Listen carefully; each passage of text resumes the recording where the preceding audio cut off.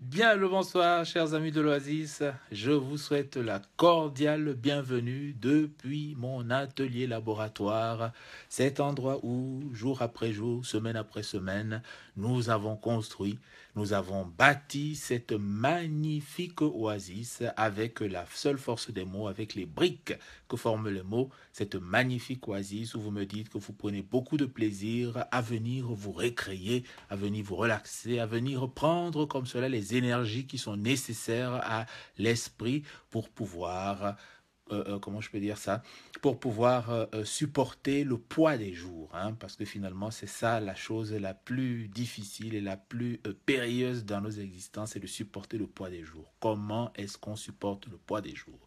Comment il est possible finalement de pouvoir vivre cette vie? Et nous avons comme cela la chance, chers amis de l'Oasis. J'espère que vous prenez vos aises, que vous vous asseyez, que vous prenez ce thé de menthe là-bas que je vois déjà mijoter, hein, mijoter comme ça dans une bouillotte. Bonsoir, bonsoir, cher Enrique Fernandez. Je te souhaite la bienvenue dans notre Oasis et j'espère que tu prendras beaucoup de plaisir dans cet espace. Donc, installe-toi, prends un thé de menthe, prends une boisson désaltérante, du lait de coco et que sais-je, un peu d'aloe vera, voilà, et fais-toi plaisir. Et allons comme cela, donc lentement, vers cette quinzième lecture qui porte sur Madame Edwarda, donc Madame Edwarda de Georges Bataille, hein, une nouvelle de Georges Bataille, Madame Edwarda. Voilà. Donc, nous n'allons pas, si je puis me permettre, donc, et puis on va aborder en fait donc, cette nouvelle sous l'aspect, disons, de l'éclatement du désir. C'est-à-dire que l'idée de base est la suivante, hein. Donc déjà, vous le savez très bien, chers amis de l'Oasis, vous avez la latitude de vous exprimer et puis de poser toutes les questions qui vous viennent, que vous ayez lu ou que vous n'ayez pas lu Madame Edouard de Georges Bataille, et vous pourrez vous appuyer sur les éléments que je formulerai et puis ça fera l'objet d'une discussion qui pourrait s'approfondir et par la suite, bien entendu, vous êtes cordialement invité à vous procurer le livre et puis à l'acheter. Donc, comment est-ce qu'on va en fait aborder cet éclatement, hein, ces éclatements au pluriel, hein, du désir? C'est-à-dire que déjà, en fait, de noter que le désir, finalement, c'est le grand moteur de l'histoire, hein. C'est le grand moteur de l'histoire, c'est le grand moteur du récit. Et finalement, donc, le grand moteur de l'histoire, de quelle histoire en fait, finalement, c'est l'histoire d'une rencontre, hein. C'est-à-dire que donc la nouvelle Madame Edwarda, c'est l'histoire d'une rencontre entre le narrateur, qui pourrait être éventuellement l'auteur. Donc, c'est des aspects comme cela que je n'ai pas voulu trancher, mais il y a de fortes chances en fait que le narrateur soit finalement l'auteur lui-même. Et l'autre aspect, donc, justement, donc, c'est le désir, finalement, qui est le moteur de cette rencontre. C'est-à-dire que c'est le désir, on va dire, sexuel du narrateur qui l'amène finalement à rencontrer Madame Edwarda. Et ayant rencontré Madame Edwarda et ayant finalement assouvi d'une certaine manière son désir, la nature de la relation change. Donc, en fait, le désir, finalement, se transforme, le désir se dénature, quelque part. Donc, avec la relation, avec la rencontre avec Madame Bedorda, le désir se dénature. Il y a une sorte d'explosion, comme ça, du désir en mille éclats, que nous allons regarder attentivement et puis donc mettre en lumière. Donc, c'est un peu sous cet axe-là que nous allons aborder l'éclatement du désir dans la nouvelle Madame Edwarda de Georges Bataille. Donc, ce que je peux éventuellement dire encore, donc au niveau de la manière d'aborder l'histoire, donc on a très bien noté que c'est une rencontre. Donc, il y a, au niveau de mon commentaire, je vais par exemple, je vais m'arrêter sur finalement les intervenants, hein, parce que comme il s'agit d'une rencontre entre deux personnes, l'idée ici donc c'est de collecter, on va dire, et puis de présenter le plus d'éléments possible relatifs donc au narrateur, au jeu. Le deuxième aspect, c'est de présenter le plus d'éléments possible concernant Madame Edwarda, donc qui nous permettrait éventuellement de la comprendre et puis simplement de s'approprier un peu, hein, ce personnage de Madame Edwarda qui porte, en fait, qui donne son nom à la nouvelle. Et puis donc troisièmement, ça sera le déroulement de la rencontre en elle-même, c'est-à-dire donc de saisir un peu le déroulement de la rencontre. Donc comment est-ce que ce désir va évoluer au fur et à mesure de la rencontre et comment est-ce qu'il va exploser et puis comment est-ce que comment est-ce que les éclats de ce désir vont s'éparpiller et puis vont finalement aboutir à quelque chose de très intéressant. Donc peut-être comme cela, juste avant donc d'introduire, ce que peut-être j'aimerais juste dire en fait, un juste un petit élément comme cela, c'est-à-dire que on est vraiment là confronté à une nouvelle, à un texte qui ne laisse pas indifférent. C'est-à-dire que il est quand même évident que le fait d'aborder la question de la sexualité, par exemple, ne peut que intriguer. Hein. Voilà, donc, salut, salut ma chère Maï, j'espère que tu vas bien. Je te souhaite la cordiale bienvenue. Installe-toi, prends tes aises et puis à tout moment, n'hésite pas à m'interrompre et puis à me harceler, mais de manière tout à fait polie avec toutes les questions que tu pourrais avoir. Voilà.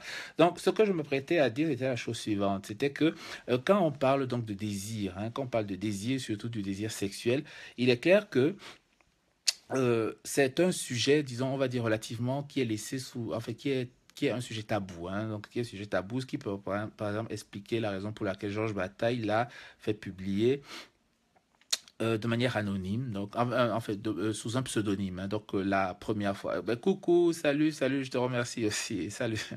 Donc il a fait publier de manière anonyme la première fois. Donc c'est un sujet relativement sensible. Ce qui est intéressant avec l'approche de Georges Bataille, c'est en fait que la sexualité n'est pas du tout traitée, disons, de la manière la plus puérile, en fait, disons, de la manière la plus triviale possible. C'est-à-dire qu'elle est vraiment traitée, on va dire, dans toute sa profondeur. C'est-à-dire que la sexualité, finalement, retrouve, on va dire, une profondeur qu'elle n'a pas, par exemple, dans ce qu'on peut appeler. Salut, mon cher Kanye, j'espère que si tu es du côté de Lomé, que tout se passe bien et que ce festival, méga, giga, festival de fil bleu se prépare à merveille.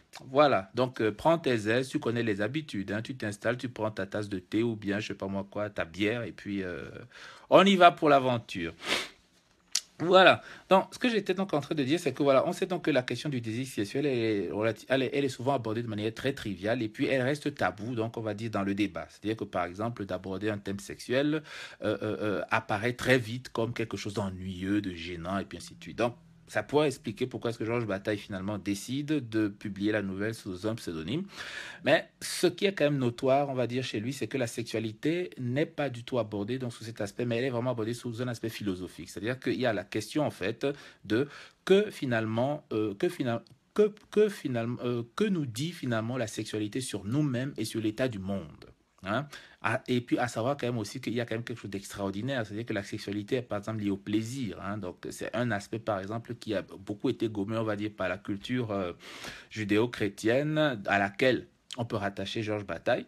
Donc c'est un aspect qu'il remet comme cela sur le devant de la scène. Donc c'est vraiment l'aspect du plaisir, hein, donc qui est lié à la sexualité, première chose. Donc comment est-ce que finalement quelque chose qui procure autant de plaisir peut être tabou? Ça, c'est relativement intéressant. L'autre aspect, c'est justement la dimension du désir, on va dire, qui est liée à la sexualité. Hein. C'est-à-dire qu'on connaît par exemple toute la puissance du désir. Et c'est l'aspect, en fait, on va dire, qui me semble ici très intéressant au niveau de Georges Bataille, c'est que le désir, en fait, ça devient véritablement l'inconscient qui est mis au devant de la scène. C'est-à-dire que c'est l'inconscient qui est mis au devant de la scène. Et j'ai même cette lecture comme ça, donc, de la nouvelle Madame Edouard, comme quoi c'est tout l'inconscient qui est mis au devant de la scène. Donc il y a toute une... comment dire ça? Le désir devient même, par exemple, le révélateur de la liberté. C'est-à-dire, par exemple, en gros, hein, si je peux comme cela... comment je vais dire ça? Si je peux le dire ainsi, c'est-à-dire qu'un individu, par exemple, qui est libre, c'est un individu dont le désir est illimité. Hein. Ça peut amener à beaucoup de discussions, mais on trouve là le rattachement avec Sade qui est vraiment très, très, très, très fort. Hein. C'est-à-dire que la liberté, ce n'est qu'une question de capacité d'assouvir son désir. C'est-à-dire que tu es de plus en plus libre si tu peux de plus en plus assouvir tes désirs. Donc justement parce que ça provoque le plaisir. Bon voilà, mais c'est quand même relativement paradoxal. Hein? C'est-à-dire qu'on peut quand même se poser la question, c'est-à-dire que comment est-ce que quelque chose finalement de bon, donc qui procure du plaisir, peut être tabou. Donc ça ne peut pas quand même nous laisser indifférents du tout.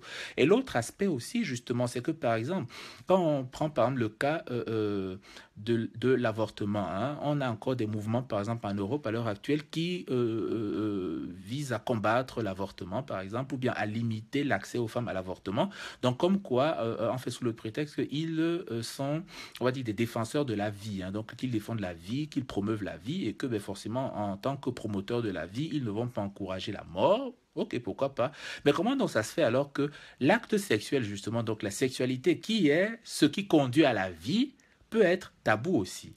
Donc, si on célèbre la vie, si on célèbre, disons, la lumière que la vie peut représenter, hein, pourquoi est-ce que la sexualité, qui est, on va dire, la voie royale pour redonner la vie, est considérée comme tabou? Donc, ce sont un peu ce genre d'aspects, on va dire, ce sont ces contradictions-là que Georges Bataille note comme cela avec merveille en mettant donc la sexualité sur le devant de la scène, parce que finalement, c'est quoi la sexualité? C'est la vie.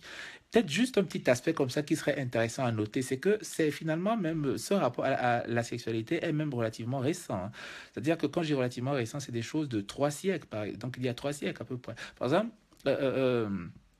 on a par exemple pu constater qu'au Moyen Âge, par exemple, les familles partageaient la même chambre. C'est-à-dire que pendant les familles de la classe ouvrière partageaient la même chambre et que pour avoir un acte sexuel, par exemple, le père et la mère n'avaient pas besoin de s'isoler. C'est-à-dire qu'ils faisaient l'acte sexuel avec tout le monde qui dormait autour d'eux. Donc je ne sais pas finalement, même cette idée de l'intimité, ainsi de suite, de ce qui est caché, donc de la nudité qui devrait être cachée et tout, ce sont vraiment des aspects à revoir. Et par exemple, si on regarde juste par exemple l'approche de Hermann Hesse, par exemple, hein, donc dans le Loup des Steppes, ben, l'approche justement c'est de dire en fait que la nudité pose un problème pour la bourgeoisie. C'est-à-dire que la nudité ne pose pas un problème, disons, pour tout le monde, mais c'est vraiment la bourgeoisie qui souffre en fait de la nudité.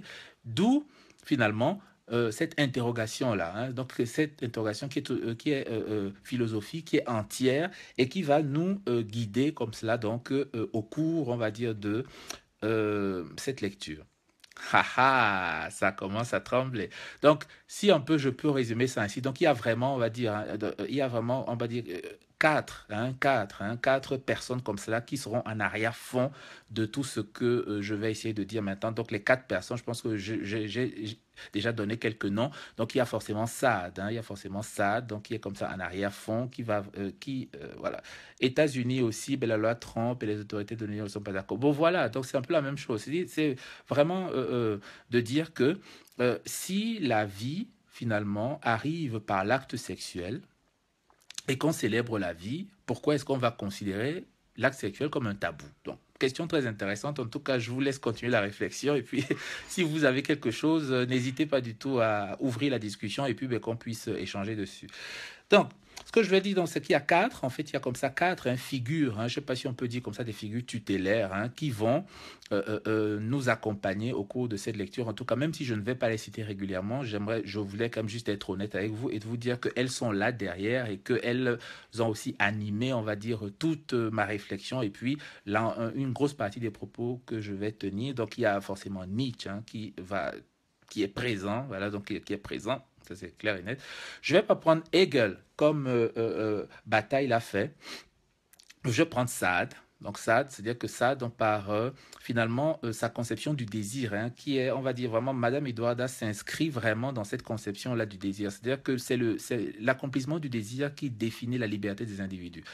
Ça peut être paradoxal, ça peut susciter énormément de questions, mais il n'en demeure pas moins que c'est quelque chose qui est quand même d'une certaine pertinence et puis qui, à mon avis, ne doit pas nous fermer à une réflexion profonde à la matière. Donc, il y a cela.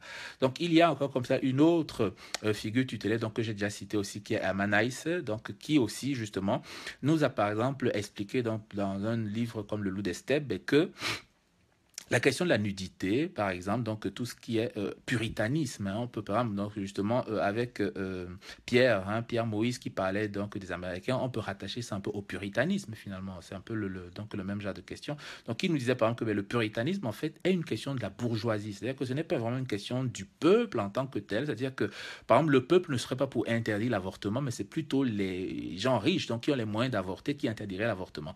Comme par exemple, j'ai encore vu tout récemment que l'électeur, en fait que l'électorat, par exemple, de Trump, hein, bon, juste comme ça, entre parenthèses, ne serait finalement pas une classe ouvrière totalement déclassée, mais ce serait une classe moyenne qui ne court même pas de risque de déclassement et qui voterait uniquement par crainte que ce qu'elle perçoit dans la classe ouvrière déclassée ne puisse lui arriver. Donc un peu ce cas typique vraiment de gens qui voteraient pour quelque chose dans l'espoir que on va dire, un malheur qui le prévoit ne leur arrive pas, enfin ne leur retombe pas dessus. Donc c'est un peu ce genre de phénomène. Et donc la quatrième figure, hein, on va dire donc tutélaire, hein, c'est Monsieur Samichak, donc avec voilà, donc qui sera aussi comme ça derrière nous, donc qui a, on va dire, moi je le classe vraiment dans les héritiers, hein, je classe donc dans les héritiers de Sade, dans les héritiers de Georges Bataille, voilà. Donc avec cette perception-là que finalement, c'est l'inconscient, c'est-à-dire que le roman, parce que c'est la vraie question même encore, c'est que le roman, la fiction, doit en fait mettre en scène, mettre en avant l'inconscient. Donc c'est vraiment un aspect, à mon avis, donc comme ça, qui rattache totalement donc Sami Tchak dans ce grand, on va dire, dans cette généalogie-là, on va dire, cette illustre généalogie. Donc voilà un peu les figures comme cela, donc tutélaires, si je peux dire ça ainsi, dans les quatre, hein, peut-être ces quatre-là que vous voyez, ah ben voilà, donc qui vont nous guider au cours de cette lecture. Voilà. Et donc, encore une autre introduction comme cela, chers amis, si vous me permettez, qui est en fait justement donc sur la nature même du roman, la nature même de la fiction. C'est-à-dire qu'il y a une vraie question là qui se pose. C'est-à-dire qu'il y a en fait la question de gens, par exemple, qui vont dire que finalement, la fiction, ça doit être quoi? Ça doit être, on va dire, de collecter, c'est-à-dire de collecter la vie. C'est un peu comme si je mets une caméra et puis je saisis la vie juste parce que j'ai mis une caméra.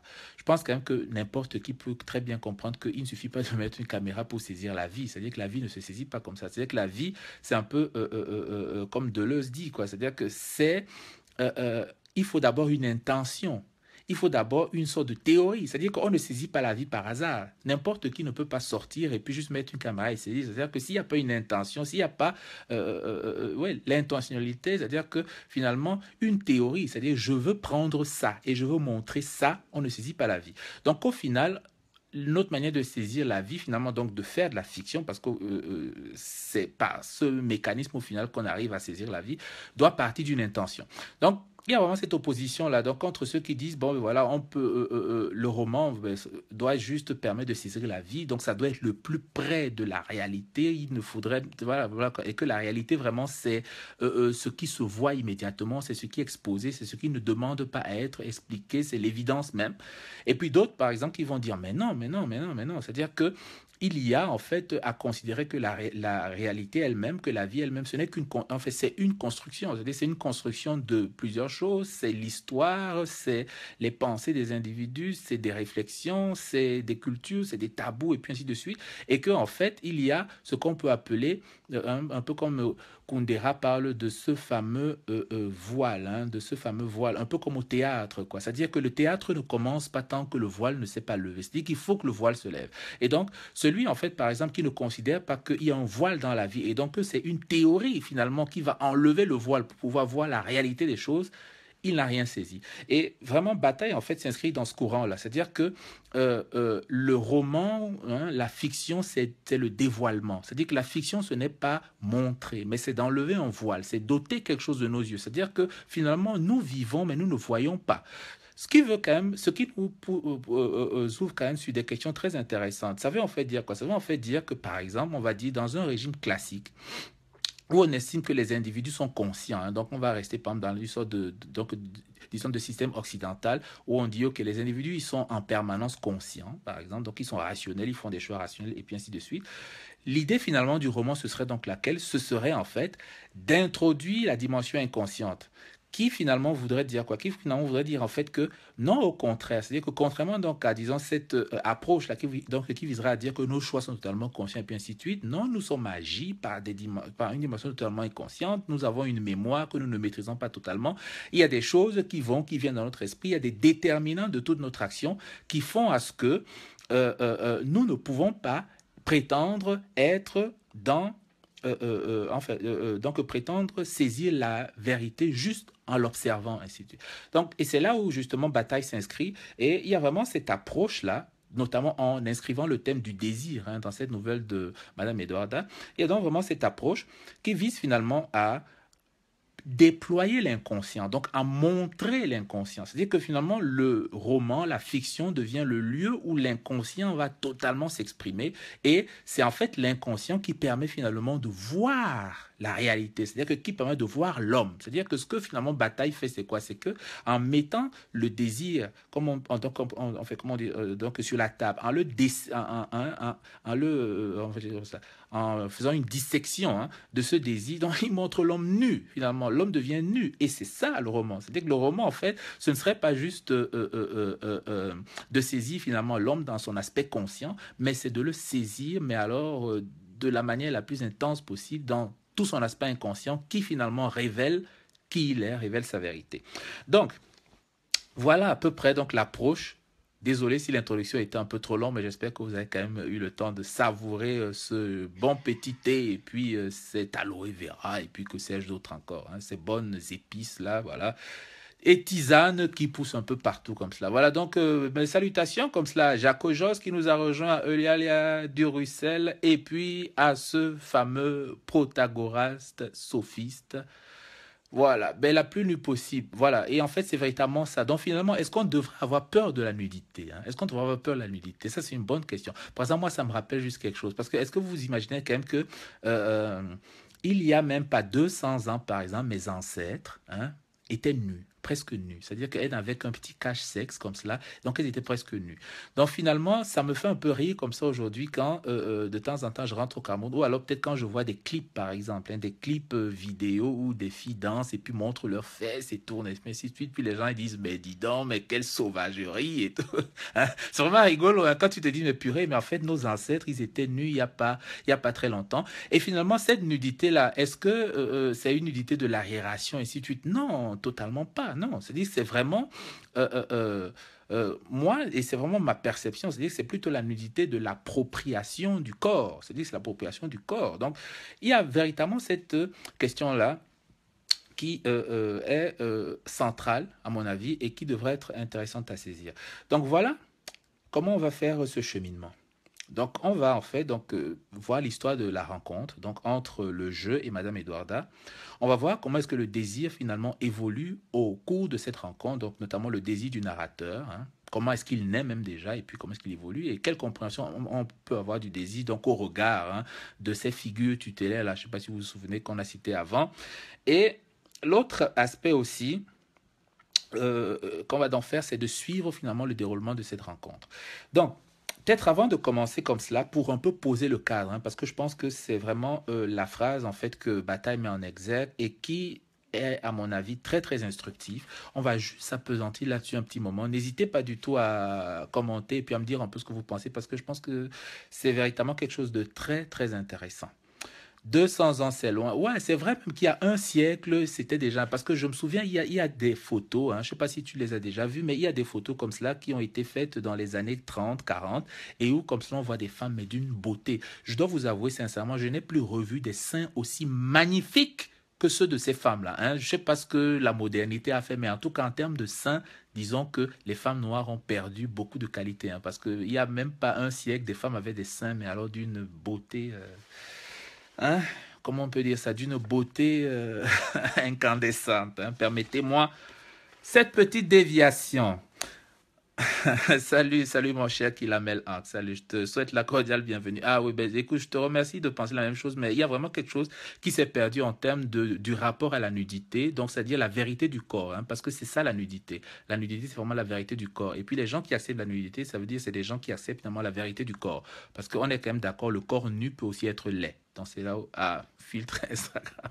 Salut. Donc voilà un peu cette phrase donc, que Bataille met en exergue. Donc il dit... Mon angoisse est enfin l'absolue souveraine. Mon angoisse est enfin l'absolue souveraine. Ma souveraineté morte est à la rue. Ma souveraineté morte est à la rue. Insaisissable. Autour d'elle, un silence de tombe. Tapis dans l'attente d'un terrible. Et pourtant, sa tristesse se rit de tout. Mon angoisse est enfin l'absolue souveraine. Ma souveraineté morte est à la rue. insaisissable. Autour d'elle, un silence de tombe, tapis dans l'attente d'un terrible. Et pourtant, sa tristesse se rit de tout. Donc, comme cela, juste arrêtons-nous 2 secondes là-dessus. Et moi, par exemple, ce que j'ai fait, c'est j'ai noté, on va dire, des mots clés, hein, des mots chocs. Par exemple, mon angoisse. Mon angoisse est enfin l'absolue souveraine. Donc, en gros, mon angoisse est enfin l'absolue souveraine. Ça nous laisse en fait penser quoi? Ça nous laisse en fait penser que, ben, contrairement à l'angoisse, il y aurait en gros quelque chose comme la quiétude. Hein. Donc, quelque chose comme la quiétude, l'assurance, et puis ainsi de suite. Donc, où l'angoisse aurait donc remplacé ce quelque chose qui est la quiétude ou bien qui est une sorte d'assurance. Hein. Donc, il y a eu un basculement, il y a eu une sorte de changement comme cela qui se produit. Et qu'est-ce qu'il nous apprend encore ultérieurement? Il nous apprend, en fait, qu'est-ce qu'il nous dit? Il nous dit, ma souveraineté morte est à la rue. Ma souveraineté morte est à la rue. Donc, il y a l'angoisse qui surgit, donc l'angoisse qui devient dominante sur quelque chose. Et il y a la souveraineté elle-même aussi qui surgit, donc, et la souveraineté qui est morte. Donc, on peut faire le lien donc, entre les deux, c'est-à-dire qu'entre l'angoisse qui devient souveraine et la souveraineté qui est morte, en établissant cela donc comme ceci, c'est-à-dire que ma souveraineté finalement, ma souveraineté, donc si on revient donc sur cette perception finalement de l'individu, c'est-à-dire que cette perception en fait on va dire duale de l'individu, hein, c'est-à-dire que qui viserait par exemple à opposer le conscient et l'inconscient. Donc ici la souveraineté morte qui est à la rue serait finalement quoi? Ce serait finalement la conscience qui est morte. C'est donc la conscience qui est morte, qui est à la rue, donc qui est totalement en vadrouille, hein, qui est totalement perdue. Donc en gros, c'est euh, l'inconscient qui surgit finalement. Donc si la conscience est morte, c'est-à-dire que c'est l'inconscient qui surgit. Donc l'angoisse devient en fait la conséquence du surgissement de l'inconscient. Si on peut très bien comprendre. Donc, pour aller encore peut-être comme cela, plus en profondeur, qu'est-ce qu'en fait il nous apprend? Parce que là, j'anticipe un petit peu parce que juste la lecture ne nous permettrait pas de répondre à tout. C'est qu'il faut vraiment aller au bout, par exemple, de la nouvelle pour totalement saisir là où je vais arriver. Mais je vais anticiper parce que finalement, la phrase qui est mise en exergue aussi l'explique très bien. C'est-à-dire que il y a, à mon avis, une association comme cela que fait bataille. C'est-à-dire qu'il y a un premier postulat qui est fort, donc qui vient vraiment de Nietzsche en fait. C'est-à-dire c'est vraiment que nous sommes dans un monde où Dieu n'existe plus. Hein, c'est-à-dire c'est vraiment ce monde en fait où Dieu est considéré comme étant mort. Donc, et si Dieu est considéré comme étant mort, c'est-à-dire que Dieu vraiment, on va dire, c'est la conscience quelque part. Donc Dieu c'est la conscience. C'est-à-dire que c'est la conscience et on peut même encore rajouter, c'est vraiment la conscience et le surmoi, quelque chose comme ça. Donc c'est vraiment un jeu entre les deux. Donc la souveraineté morte, en fait, finalement, c'est quoi? C'est que dans un monde où Dieu est mort, la conscience n'a plus sa place. Parce que si finalement Dieu est mort, donc il n'y a plus d'impératif moral, hein, donc l'impératif moral, ça veut en fait dire que la conscience n'est plus finalement ce qui va diriger les individus. C'est-à-dire que ce qui va diriger les individus, donc ce qui va témoigner de leur nature profonde, ça sera leur inconscient. Et en fait, cet inconscient-là lui-même, quand on le met sur la table et qu'on le dessèque, qu'est-ce qui se produit? Il se produit en fait que il sent la solitude, c'est-à-dire que n'ayant plus Dieu, n'ayant plus de repère, n'ayant plus de refuge, il se sent seul. Donc il y a une solitude qui s'installe et cette solitude en fait, elle laisse lieu à l'angoisse. Donc il y a une angoisse existentielle, c'est des phénomènes qui ont bien été décrits par exemple par Kierkegaard et puis ainsi de suite. Donc il y a vraiment cette angoisse, on va dire existentielle qui est là. Donc cette angoisse existentielle finalement qui domine tout, qui vient du fait que c'est l'inconscient désormais qui prime parce que Dieu est mort et qu'il n'y a plus d'impératif moral qui contraint les individus, disons, à agir ou bien à penser de telle ou de telle manière. Donc, ils sont libres, ça c'est clair, c'est net, c'est indiscutable, ils sont totalement libres, mais ils sont angoissés. Ils sont angoissés, ils ont peur. Un peu vraiment la grande caractéristique de tout cela.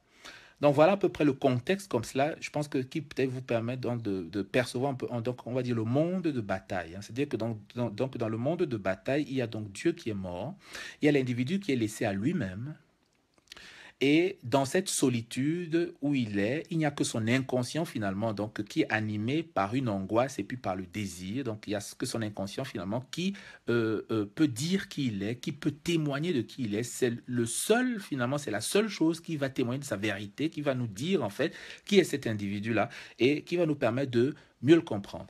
Donc voilà son univers en fait qui met en place. Et en plus donc de cela, et c'est là où à mon avis il est très intéressant, donc c'est que cette angoisse-là appelle aussi le silence, hein. Je pense que on peut très bien comprendre aussi ce silence, c'est-à-dire que le silence, en fait, c'est quoi? Le silence, c'est, vous savez que la présence de Dieu, c'est beaucoup de bavardage, hein. C'est que quand Dieu est présent, il y a beaucoup de bavardage. C'est que Dieu ne parle pas beaucoup, mais on parle beaucoup à sa place. Je pense que c'est vraiment des aspects que je pense que nous tous on a déjà pu noter, hein, que on a plus parlé, hein, même comme je sais pas moi, vous prenez même la Bible par exemple, en gros, hein, même le Coran où par exemple la parole de Dieu est censée être on dit transmise immédiatement, hein. Dieu parle plus qu'on ne parle de, enfin il parle moins qu'on ne parle de lui, hein. C'est vraiment très très étonnant ça. Donc dans un monde sans Dieu, ah ben oui, écoute, je pense que c'est vraiment un constat qui est clair, c'est-à-dire qu'on fait parler Dieu beaucoup plus qu'il ne parle lui-même, hein. Ce qui est vraiment très intéressant. Et puis même quand il parle, c'est très compliqué à comprendre, hein, parce que là encore c'est toute autre chose, quoi.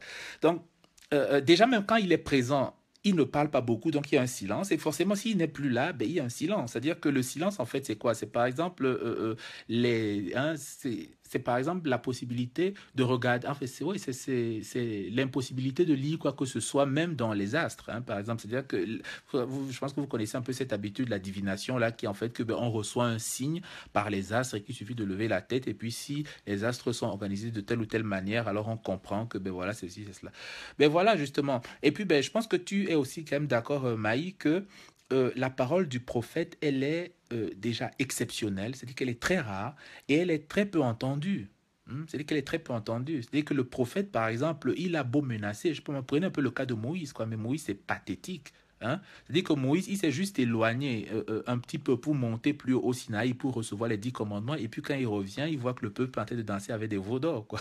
Hein, hein, a fait un nouveau dieu, un veau d'or, et puis en train de danser. Donc comme quoi même, hein, dès que le prophète s'éloigne même un tout petit peu, ben, la parole hein, est totalement oubliée. Et puis ben, elle est ensevelie par ce silence, là, voilà. Donc il y a vraiment ce silence, c'est-à-dire que qui en fait, ben, Dieu ne peut plus parler. Parce que finalement, comme Dieu ne enfin, hein, comme Dieu ne parle pas assez, on le fait parler à travers différentes manifestations. C'est comme par exemple, je sais pas moi quoi, tu démarres ta voiture, tu roules et puis oh non, putain, c'est pas le bon exemple. Disons, tu sors et puis tu tombes sur un porte-monnaie, il y a je sais pas moi quoi, 15 000 euros dedans, hein, voilà, on va dire peut-être le porte-monnaie de Madame de Rothschild ou je sais pas moi qui.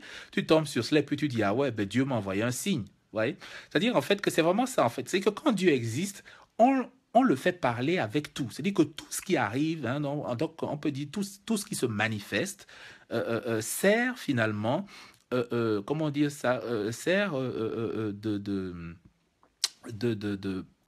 lui est attribué. C'est-à-dire qu'on le fait parler avec tout ce qui se manifeste. Or, finalement, si Dieu n'existe plus, ça veut dire que l'événement, hein, l'événement, ce qui arrive, ce qui se produit, ne s'explique plus par lui. Donc, ça devient silencieux. C'est-à-dire que l'événement devient silencieux.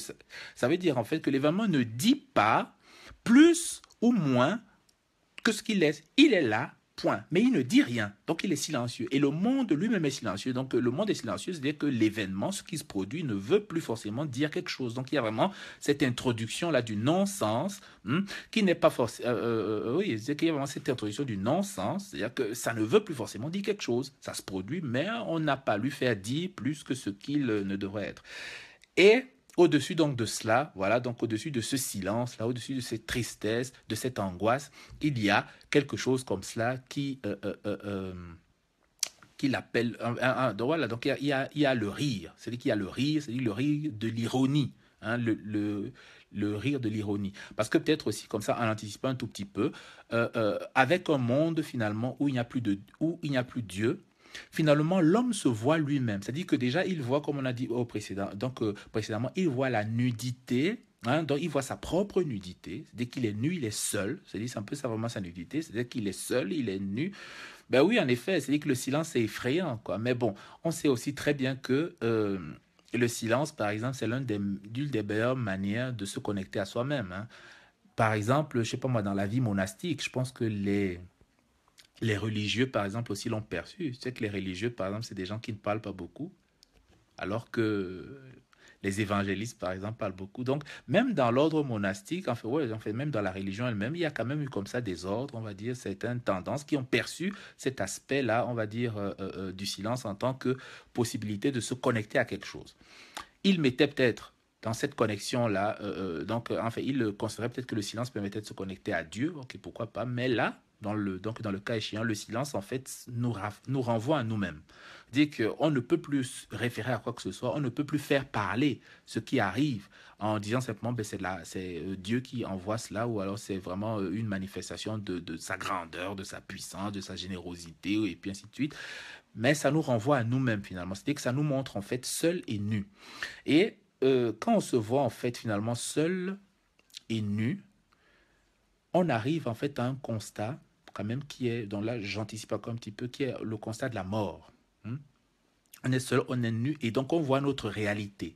La première réalité qu'on a établie tout à l'heure, c'est vraiment la réalité de l'inconscient. C'est-à-dire que je suis seul, je suis nu, donc il n'y a que l'inconscient. Donc c'est vraiment mon inconscient, c'est-à-dire que j'admets finalement, en fait, j'admets que je suis agi par mon inconscient, que c'est mon inconscient qui me travaille, qui détermine la plupart des choses que je fais. Souvent, je fais quelque chose, je ne sais même pas pourquoi je le fais, et puis ben, c'est après, si peut-être on fait attention, qu'on se rend compte que, mais voilà, il y avait tout un ensemble de déterminants liés à l'enfance, liés à ceci et puis à cela, qui ont fait à ce que j'ai agi de telle ou de telle manière. Donc, même malgré que les choix conscients s'expliquent largement par des dispositions de l'inconscient.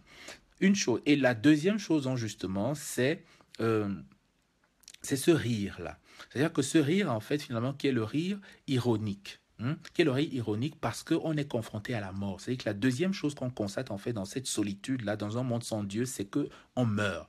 Parce que l'un des aspects quand même qui est, on va dire, rassurant avec Dieu, c'est quoi? L'aspect rassurant avec Dieu, c'est que finalement, la mort n'est pas une fin. La mort n'est pas une fin. C'est-à-dire qu'il y a toujours, il y a possibilité d'avoir autre chose.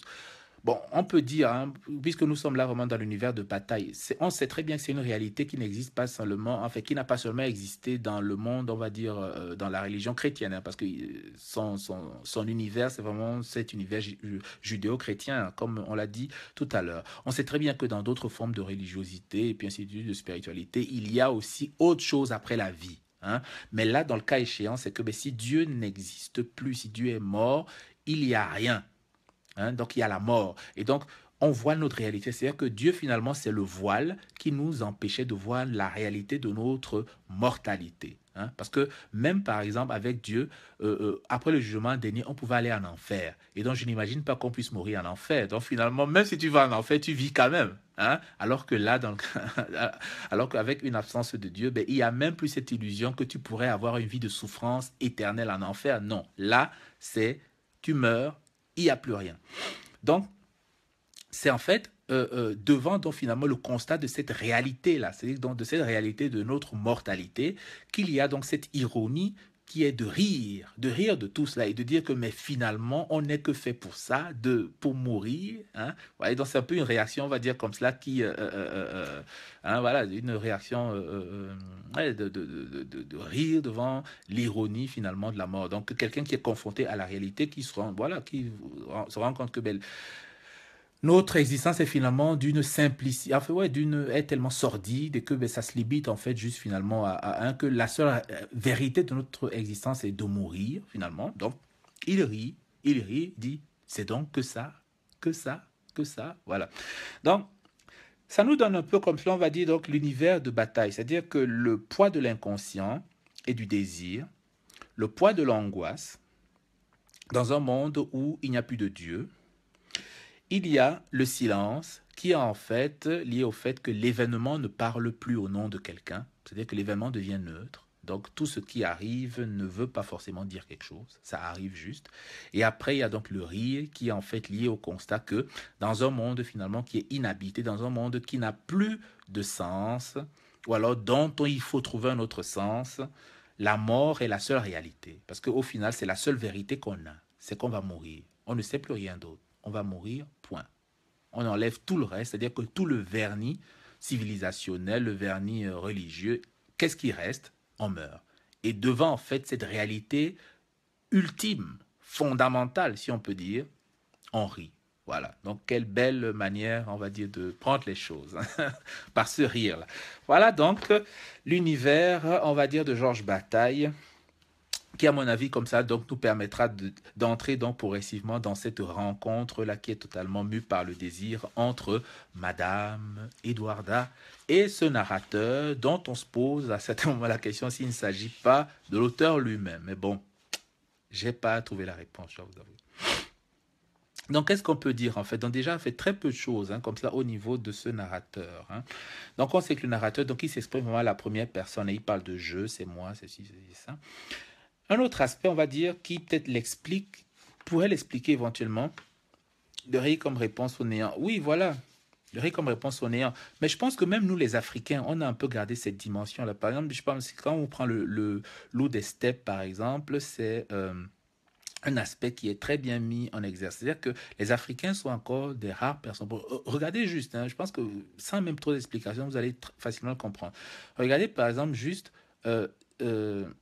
si on prend le cas des Africains par exemple, hein, on est quand même d'accord que, bon voilà, on peut dire tout ce qu'on veut, hein, que la richesse n'est pas seulement matérielle, mais elle est spirituelle, et hein, on peut dire tout ce qu'on veut. Mais bon, on est pauvre. Hein, nous sommes pauvres. Mais c'est quand même hallucinant que quand on va dans la rue africaine, les gens rient, mais beaucoup plus qu'en Europe, par exemple. Je pense quand même que c'est un constat typique. Je ne sais pas, Maï, par exemple, tu étais récemment en Afrique, je pense que tu auras aussi, tu es aussi arrivé à la même conclusion, quoi, que les gens rient plus en Afrique qu'en Europe. Alors que matériellement, disons, ils ont beaucoup plus de raisons d'être malheureux, ils ont beaucoup plus de raisons de souffrir. Mais il n'en demeure pas moins qu'ils rient. Et donc c'est vraiment ça, en fait, ce fameux rire-là devant la souffrance. C'est-à-dire, en fait, que l'attitude, finalement, et c'est là où ça devient grandiose, c'est que l'attitude, finalement, devant la souffrance n'est pas de pleurer. Oui, c'est-à-dire que, mais l'attitude finalement de la souffrance, c'est que ce qui demande du courage, c'est le rire. Parce que le rire, en fait, va faire quoi? C'est-à-dire que le rire, en fait, va dédramatiser toute cette souffrance-là. Ça va projeter cette souffrance. C'est-à-dire que ça va vraiment marquer, on va dire, comment dire ça? Le fait que l'individu ne se laisse pas submerger par cette souffrance. Ben voilà, donc c'est véritablement ça, c'est vraiment le rire comme réponse à cette angoisse, au néant, à cet échec, à cette douleur, voilà. Donc l'autre attitude justement, ce serait par exemple d'entrer dans une sorte de désespérance, mais non, au contraire, c'est le rire, c'est-à-dire que c'est la seule attitude, en fait c'est vraiment l'attitude courageuse, quoi, hein. Voilà, si on peut dire, c'est même le seul courage finalement qui peut rester à un individu, hein, c'est le rire, c'est-à-dire que face en fait à tout, il faut imaginer, bon, hein, souvent, on peut aussi voir ce rire comme une réaction de folie. Hein, c'est-à-dire que souvent aussi, ça peut vraiment être perçu comme la réaction de folie. Je sais pas moi, imaginez juste quelqu'un qui a, par exemple, je sais pas moi, perdu ses enfants dans un accident. Je sais pas moi, je lisais un roman, par exemple, où une femme a perdu son mari et puis ses deux enfants d'un accident. Imaginez juste que ça arrive et puis quelqu'un se met à rire. Hein, ouais. C'est-à-dire que vraiment, ce rire, en fait, c'est un peu comme si ça ouvre la porte à la folie. Hein. Je pense, par exemple, le thème de la folie et du rire hein, dans la littérature africaine, mais c'est patent. Hein, vois, de Sony Laboutansi, comment on appelle encore l'auteur j'oublie juste le nom, la fille qui a écrit le Sari Vert, là, hein, Ananda Devi. Il y a tellement les histoires de fous, on retrouve encore ça dans l'aventure ambiguë, ainsi de suite.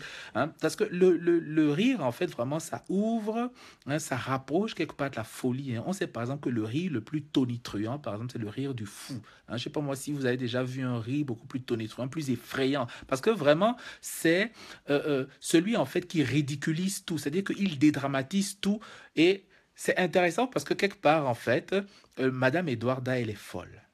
Voilà, donc c'est vraiment très intéressant. Donc le rire, en fait, et la folie, c'est aussi un aspect comme cela qui se retrouve vraiment dans le texte de Madame Edwarda et où vraiment, le rire, en fait, devient, on va dire, la réaction qui ouvre, hein, ou alors qui amène à la folie, qui est finalement le seul moyen de pouvoir surmonter cette réalité angoissante, cette réalité douloureuse.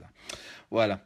Donc, pour revenir donc à notre narrateur, donc on disait en fait que les éléments en fait qui sont vraiment donnés sur lui, hein, il y a très peu d'éléments quelque part, on va dire. Donc on sait juste qu'il s'exprime sur le sujet, puis ainsi de suite, il se raconte lui-même. Donc on sait à peu près l'univers dans lequel il évolue, donc on vient de le voir précédemment. Les seuls aspects éventuellement qui peuvent nous intriguer, en fait, c'est vraiment sur la question de savoir est-ce que le narrateur lui-même enfin, est-ce que l'auteur est le narrateur? C'est parce que au niveau, par exemple, de l'histoire, et c'est là où vraiment ça devient aussi intéressant, c'est que on a des interventions de l'auteur directement. C'est-à-dire que l'auteur, hein, ouais, c'est-à-dire que c'est vraiment quelqu'un qui écrit. Hein, c'est comme si vous lisez une histoire et au bout d'un moment, l'auteur s'arrête puis il vous dit ce que lui-même pense de l'histoire qu'il est en train d'écrire. Vous voyez, un peu ce genre de choses-là qui sont vraiment, qui sont vraiment très intéressantes. Donc, et l'intervention vraiment de l'auteur, parce que ça se voit vraiment direct, hein, parce qu'il le dit très bien. Donc, les interventions au moment de l'auteur laissent à penser que c'est lui-même qui vit ça. Hein, parce que, par exemple, il dit à un moment que Madame Edward, ce n'est pas juste un rêve, par exemple, c'est hein, ses larmes ont mouillé mon mouchoir. Donc, ce qui nous laisse penser, ah, ben, peut-être que l'auteur, c'est le narrateur, hein, en fait, qui sait. Mais c'est à peu près ces éléments qu'on peut glaner au sujet donc, de ce narrateur.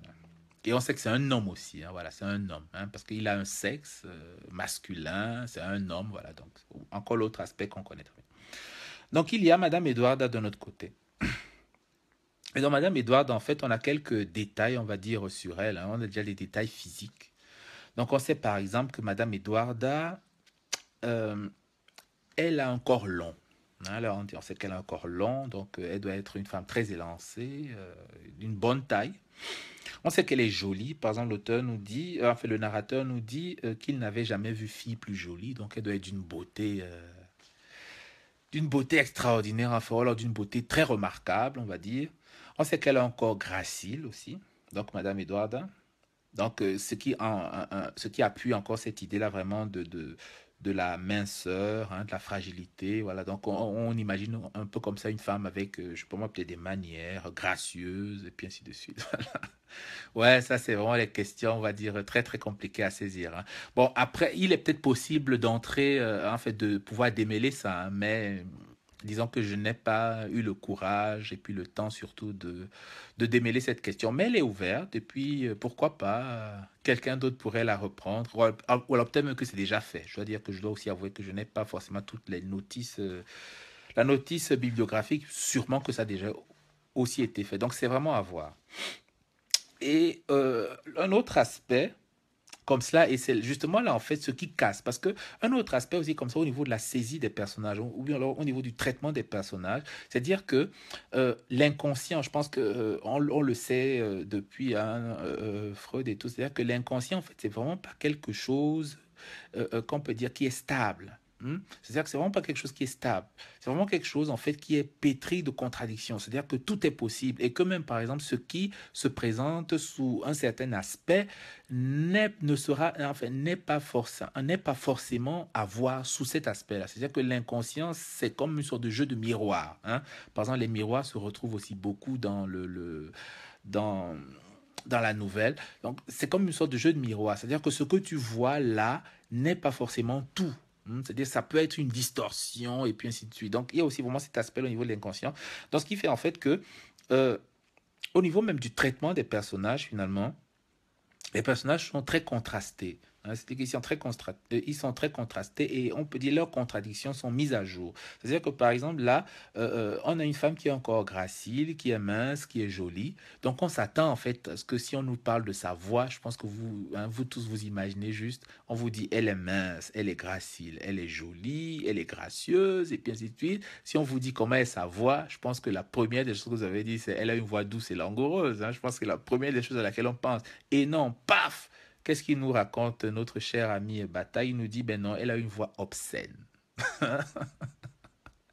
Elle a une voix obscène. Voilà. Donc, c'est vraiment ça, tout le traitement des personnages. Hein, c'est-à-dire que vraiment, euh, euh, euh, ça ne dénote pas du tout d'un manque de cohérence. Hein. Non, au contraire, c'est vraiment que euh, les individus ne peuvent pas. Hein. C'est vraiment une thèse forte, quoi. Et moi, je pense qu'on peut quand même aussi relativement y adhérer, quoi. C'est-à-dire qu'on peut quand même y adhérer en disant que oui, quand même, quelque part, nous sommes pétris de contradictions. Et que si, justement, on enlève, en fait, les individus, on va dire, donc, du carcan du conscient, c'est-à-dire, en fait, du comment être à la société, comment se présenter, comment dire, enfin, par exemple, comment dire qui on est. Par exemple, je sais pas moi, si on vous demande juste, ben, est-ce que tu peux te décrire et tout, je pense que en général, on va toujours se décrire sur un aspect. Il est très rare de voir des gens, par exemple, mettre en avant leurs contradictions. Donc, il n'y a que vraiment sur un régime de l'inconscient où toutes les contradictions peuvent arriver et où finalement le traitement des personnages nous amène à constater toutes les contradictions. Donc, avec une femme qui est gracile, on s'attendrait à ce que sa voix soit douce, mais non, au contraire, elle a une voix obscène. Voilà.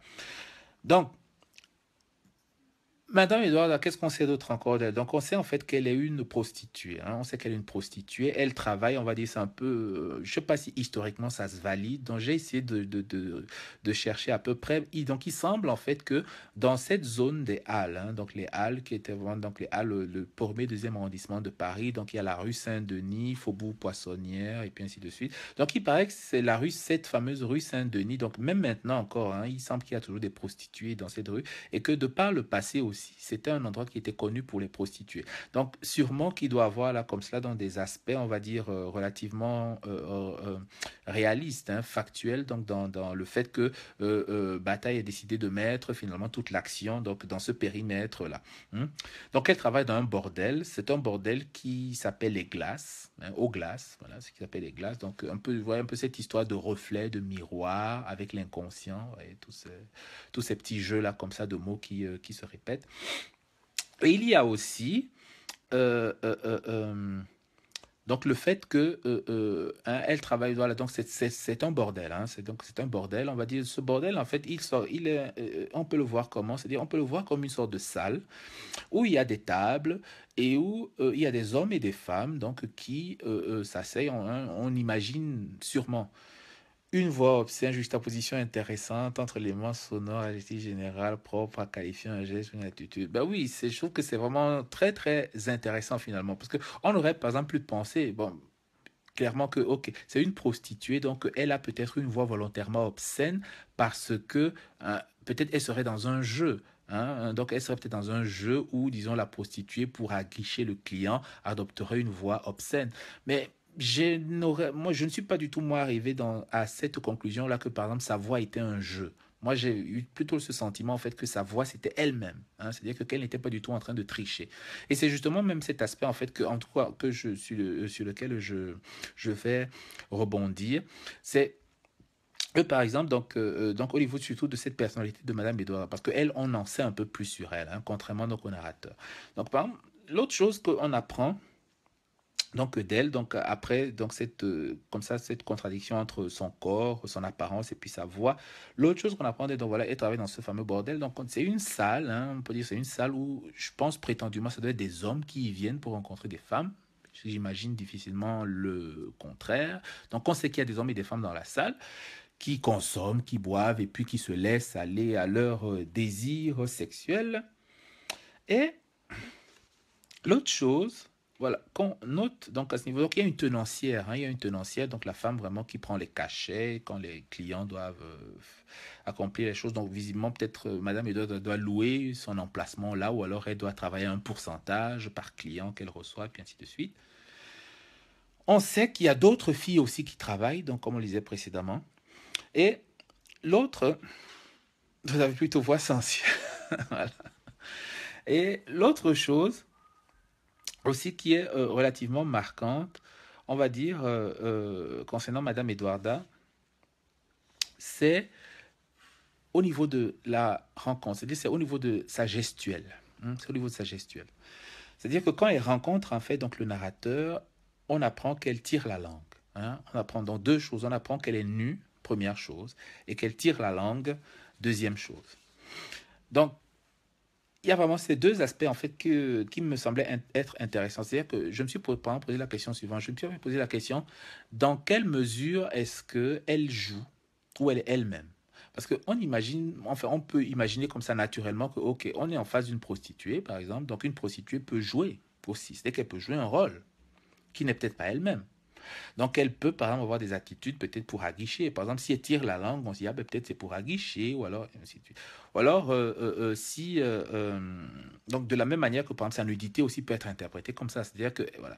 Bon, on sait que le métier de prostituée, par exemple, demande à déployer un certain nombre d'artifices. Hein. C'est-à-dire que, par exemple, la mise en valeur du corps fait aussi partie de on va dire ça comment on fait ça, du pouvoir ou bien on va dire du métier de la prostituée. C'est-à-dire que le mieux elle sait mettre en valeur son corps, le mieux elle peut attirer. Mais on sait aussi que mise en valeur du corps ne veut pas dire dénuder le corps. Hmm? Par exemple, c'est un des aspects qui est fondamental. Par exemple, Sade l'explique très bien aussi, ça, hein, il le montre très bien. C'est-à-dire que un corps nu, et c'est ça qui est bizarre, hein, c'est qu'un corps nu, ah, ça c'est pas forcément, pas forcément. Parce que regarde un peu où je veux arriver. C'est-à-dire qu'un corps nu euh, montre plus de choses parfois qu'un corps habillé. Et il y a de fortes chances en fait qu'un corps nu montre plus facilement la laideur de la personne. Hmm? Imaginez juste par exemple une femme qui a des vergetures. Hein. Bon, on est en train de parler de femmes. Imaginez une femme qui a des vergetures et puis ainsi de suite. Il suffit juste par exemple qu'elle mette un bas et je pense que ou alors un collant et l'effet de vergeture est gommé, donc un aspect répugnant est enlevé. Donc il y a quand même une grande prise de risque quelque part dans le fait de se mettre nu. Donc qu'est-ce que moi en fait je comprends par là? C'est que ce que je comprends en fait par là, c'est que la nudité de Madame Edwarda ne me semble pas, c'est-à-dire que être forcément lié à une obligation du métier. C'est pas forcément une obligation du métier. C'est-à-dire que ce n'est pas en fait la meilleure manière, on va dire, qu'une prostituée aurait de présenter son corps. C'est que la meilleure manière, par exemple, qu'une prostituée aurait de présenter son corps, ce serait par exemple de se divertir. C'est-à-dire que, et c'est justement un peu ce qu'on voit par exemple avec ça, c'est en fait que c'est en ne pas dévoilant tout qu'on suscite plus de désir chez l'homme, donc chez l'homme notamment. Hein, par exemple, on retrouve tout cela avec, par exemple, tout l'art du striptease et puis ainsi de suite. C'est-à-dire que le striptease, voilà, c'est-à-dire que le striptease en fait devient intéressant dès le moment où on ne montre pas tout. C'est-à-dire que dès qu'on a tout montré, le striptease perd tout son intérêt. C'est-à-dire que ce qui finalement suscite le désir, c'est quand on ne voit pas tout, mais on voit juste certaines parties du corps. Donc, par exemple, qu'est-ce qu'on peut, pour refaire un exemple simple, on peut l'observer tout le temps. Je dis, il suffit de démarrer sa voiture, d'aller dans une zone où il y a des prostituées, puis on l'observe rapidement. C'est-à-dire que une prostituée, par exemple, elle va mettre, par exemple, on va dire une jupe très courte, par exemple. Donc, elle va mettre une jupe très courte, et donc cette jupe, en fait, elle va montrer une certaine partie de son corps, puis cacher une autre, et c'est le fait qu'il y ait une partie cachée qui va susciter le désir. Mais si elle avait tout montré, il n'est pas sûr que le désir aurait été suscité. C'est-à-dire que ce qui aurait peut-être pu être suscité là, dans le cas justement échéant, ça aurait été l'horreur et le rejet. Parce que c'est justement en fait ça la limite entre le moment où le désir bascule vers l'horreur. Tu vois? Voilà, ok, donc tant mieux. Donc voilà, donc tu vois vraiment, il y a vraiment un point comme ça où le désir bascule vers l'horreur. C'est-à-dire que on va désirer, par exemple, parce que on voit quelque chose, donc on voit une partie du corps, mais on ne voit pas tout. Et si on voit tout, on devient, hein, comme on l'a dit, donc comme on l'a dit précédemment, c'est-à-dire qu'il y a vraiment une sainte horreur comme ça dans la civilisation judéo-chrétienne de la nudité. Et donc si on voit la nudité totalement, donc totale, il y a une horreur qui est posée. Donc ce qui nous laisse donc penser ceci, c'est que, donc, ce qui nous laisse donc penser en fait que Madame Edwarda, qui est nue, hein, bon, on sait, en plus elle n'est même pas totalement nue parce qu'elle porte encore des talons. Bon, voilà. Mais disons qu'elle est nue, c'est-à-dire qu'elle n'a pas d'autre accoutrement que donc d'autres textiles, on va dire, sur son corps. Donc, ce qui nous laisse en fait penser que finalement sa nudité n'est pas finalement un commandement du métier, c'est-à-dire que ce n'est pas la meilleure manière de se présenter. Elle, en tant que prostituée, c'est-à-dire qu'il aurait fallu qu'elle mette une certaine étoile. Donc sa nudité veut dire autre chose. Elle n'est pas simplement un commandement du métier. Et je vais en fait, comme cela, donc ce qui m'a en fait poussé à cela, déjà c'est quelque chose. Donc à aller dans cette interprétation. C'est-à-dire que, donc, comme je l'ai dit tout à l'heure, il y a des interventions de l'auteur dans le texte. Hein. C'est-à-dire que l'auteur intervient j'ai noté à 4 reprises dans le texte. Et À sa troisième intervention, il dit ceci. Si personne ne réduit à la nudité ce que je dis, retirant le vêtement de la forme, j'écris en vain. Ce livre a son secret. Je dois le taire. Il est plus loin que tous les mots. Madame Edwarda n'est pas le fantôme d'un rêve. Voilà, donc je pense que c'est vraiment la première phrase, c'est si personne ne réduit à la nudité ce que je dis, retirant le vêtement de la forme, j'écris en vain. Voilà, donc c'est vraiment comme ça qu'il nous laisse vraiment comprendre que cette nudité de Madame Edwarda, ce n'est pas juste une sorte de commandement du métier, ce n'est pas juste une obligation voilà, pour se présenter aux clients et pour pouvoir avoir le maximum de clients possible, mais il y a vraiment autre chose en fait à comprendre dans cette nudité-là. Et c'est cette autre chose en fait qu'on va comprendre donc en allant donc à la rencontre, hein, donc en, allant en comprenant cette rencontre-là entre le personnage et Madame Edwarda. Donc l'autre aspect aussi, c'est le fait qu'elle tire la langue. C'est-à-dire qu'elle tire la langue, c'est-à-dire qu'elle tire la langue et on se demande en fait, est-ce qu'elle est en train de se moquer? Est-ce qu'elle est en train de rire? Est-ce qu'elle est en train... comment est-ce qu'on peut comprendre finalement le fait qu'elle tire la langue? Voilà. C'est aussi les circonstances même de la rencontre. L'autre aspect, peut-être juste avant ça, c'est-à-dire que l'autre aspect, donc juste avant la rencontre aussi, peut-être qui me semble encore être intéressant parce que ça peut nous donner aussi quand même l'état d'esprit dans lequel le narrateur se trouve avant de rencontrer Madame Edwarda. Donc l'autre aspect, c'est donc que voilà, donc il est angoissé, il marche dans la rue, c'est la nuit. Et il y a quelque chose de très surprenant qui se produit, c'est qu'il voit passer furtivement deux filles.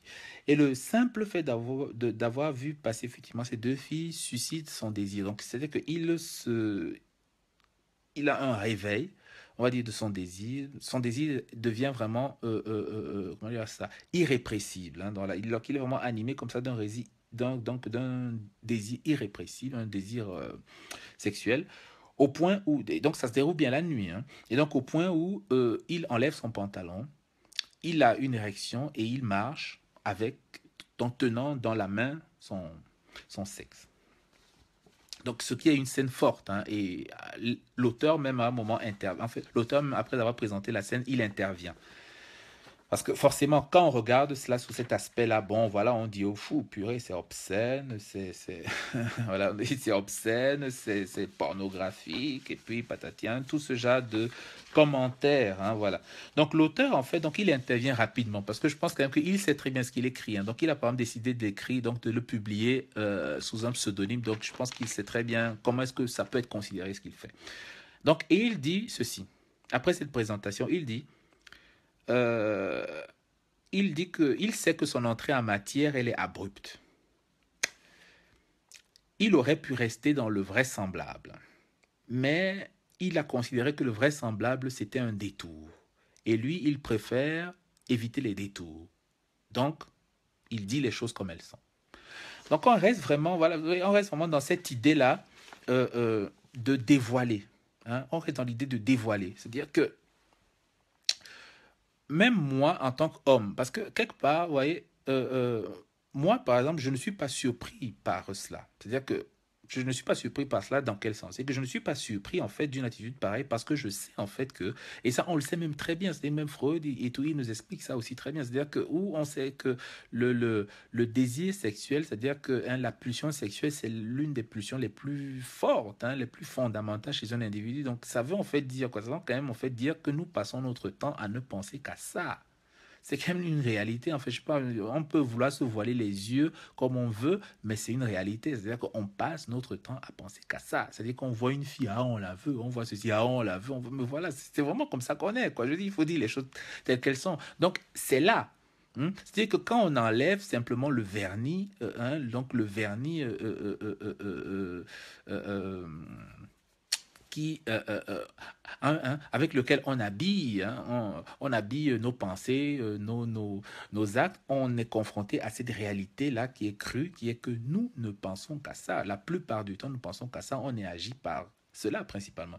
Donc, moi, c'est un aspect qui ne me surprend pas du tout. C'est-à-dire que voilà, c'est totalement compréhensible, en fait. Donc, qu'on ait donc que le personnage, ben, il est, que le narrateur ait une sorte de désir comme cela à la vue donc de deux femmes qui passent. On n'a même aucune indication du tout sur l'accoutrement de ces femmes, rien du tout. Donc on sait juste que ce sont des femmes voilà, donc, qui passaient. En plus, c'était de manière totalement furtive. Donc, ou même il y a comme cela même une sorte de disproportion, on va dire une sorte de disproportion entre, disons, son exposition, par exemple, à la vue de ces femmes, et puis l'intensité, par exemple, du désir qu'il va développer, lui, par la suite. Donc, totalement disproportionné, c'est qu'il les voit à peu près quelques secondes, mais pendant un bon nombre de minutes, il il est vraiment attisé par ce désir-là.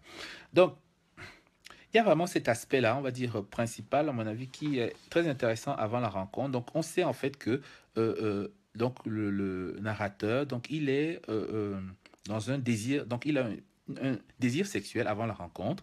Et l'autre chose aussi, c'est que ben, forcément, il marche donc dans cette rue là, donc dans cette rue Saint-Denis, à la recherche donc d'une occasion. C'est-à-dire qu'il dit par exemple, il marche dans ces rues propices, ces rues propices. Je pense que vous comprenez à peu près ce que ce propice là voudrait dire. Donc ces rues propices à la rencontre, à la possibilité de pouvoir avoir une sorte de partie de fine avec quelques filles et puis ainsi de suite. Et donc il marche dans ces rues, il ne trouve rien. Et finalement, donc, il décide de boire. Donc, il décide d'aller dans des bars et puis de boire. Voilà. Donc, il décide de boire et puis, ben, voilà. Donc, il va finalement tuer son angoisse comme cela, dans la boisson. Voilà. Donc, c'est quelque chose qui, à mon avis, doit nous interpeller. Si on enlève donc maintenant l'aspect, on va dire, cosmétique, donc l'aspect cosmétique, donc ce que j'appelle cosmétique, c'est quelqu'un qui marche nu dans la rue avec son sexe entre les mains. Si on enlève tout cela et qu'on retient juste l'essentiel, c'est-à-dire qu'on retient l'essentiel, en fait, c'est qu'au départ, il est angoissé. Il est angoissé. On connaît à peu près les conditions qui expliquent son angoisse, celles qu'on a déjà vues précédemment, dans un monde sans Dieu. Donc il est angoissé, il marche dans la rue. Première chose. On rajoute maintenant à cela ceci. On rajoute en fait maintenant à cela que un individu finalement qui n'a plus, comment dire, de ce à quoi se rattacher, il peut se rattacher à quoi? C'est-à-dire que s'il n'y a plus de Dieu, par exemple, c'est-à-dire que comme valeur, comme source d'explication, comme source à quoi on peut se rattacher pour expliquer les choses, comme source même de ce qu'on peut appeler il y a vraiment cette idée-là de la transcendance, je pense. Et je pense mais aussi que vous avez déjà dû entendre un peu comme cela dans ce lexique religieux, surtout dans la vie monastique, ces histoires d'extase divine, comme cela. Ou par exemple, je sais pas moi, je sais pas si c'est Sœur Marie-Thérèse d'Avila, quelque chose comme ça, qui en fait décrit par exemple son extase avec Dieu. On a vraiment l'impression qu'elle est en train comment on dit ça, en train de jouir, quelque chose comme ça, comme si la rencontre avec Dieu suscitait physiquement quelque chose qui se rapportait à la jouissance et puis ainsi de suite. Donc, ça va très loin. Donc, il y a en fait véritablement quelque chose qui, comment on dit ça, qui rapproche Dieu et la sexualité. Qui rapproche Dieu et la sexualité. Par exemple, donc, comme je disais, dans la vie monastique, par exemple, chrétienne, il y a vraiment certains types, on va dire, de rapports qui étaient décrits sous la forme d'extase, donc une sorte de rapport extatique avec Dieu, par exemple. On retrouve même ça, par exemple, dans quelque chose comme les derviches tourneurs, c'est-à-dire que donc, dans l'islam, par exemple, dans la tradition soufiste, on retrouve aussi ce genre d'aspect. Donc, où finalement, en fait, il y a une union possible avec Dieu, une sorte de corps à corps comme cela avec Dieu, et qui se caractérisait par une extase. Donc, ça peut être éventuellement aussi, même si là, dans les divinités sont autres, mais par exemple, dans des traditions africaines, je pense par exemple, là, le cas chez au vaudou, par exemple, ben, quand on est en communion, hein, quand on est en communion comme cela avec Dieu, quand on est en communion avec une divinité, ben, ça se traduit généralement par quoi? Ça se traduit par une extase, par des convulsions, on est évanoui, et puis ainsi de suite. Donc, ce qui, en fait, nous rapproche en fait de quoi? Ce qui nous rapproche finalement de la jouissance même, hein. C'est-à-dire que ce sont vraiment les conditions. C'est-à-dire que la jouissance finalement, c'est comme si ça apparaît comme une sorte de petite fenêtre où on est le plus proche possible de Dieu et de la mort, hein. C'est-à-dire c'est vraiment comme si la révélation ultime finalement que serait Dieu et la mort, donc en fait que les révélations ultimes que serait Dieu dans un monde où Dieu existe et la mort dans un monde où Dieu n'existe pas, c'est proche. Donc la jouissance est vraiment un espace où on est le plus proche possible, soit de Dieu, soit de la mort, en fonction de l'univers dans lequel on se situe. Et donc là, par rapport donc à notre personnage, finalement, qu'est-ce qu'en fait on peut comprendre de cela? C'est qu'on peut vraiment comprendre en fait qu'il est angoissé. Voilà, donc cette angoisse existentielle liée à l'absence de Dieu, et que finalement la sexualité en fait c'est la seule fenêtre possible où il est le plus proche de la mort. Donc la mort finalement qui est en fait quoi? La mort qui est la révélation ultime de ce qu'est la vie. C'est-à-dire que finalement c'est la seule vérité finalement qui nous est accessible, hein. C'est-à-dire que on peut à peu près dire pour tout un chacun et sans être sûr de se tromper que lui, il va mourir. Donc c'est la seule vérité, hein, c'est la seule vérité, c'est la vérité vraiment ultime, la seule à laquelle on puisse avoir accès. Donc c'est vraiment ça en fait à mon avis, c'est vraiment cet aspect-là, je pense que qui est très notoire en fait, hein, si on veut bien comprendre cette scène-là donc du début, au-delà vraiment de tout l'aspect cosmétique qui est de la mise à nu, hein, donc d'un individu qui marche nu dans la rue. Et donc c'est un peu dans ces conditions. Donc, il est vraiment échauffé. Il est chauffé à blanc. Il a un désir sexuel de plus en plus puissant. En plus, il a pris de l'alcool, donc qui rajoute encore beaucoup plus comme cela à son désir, à son envie.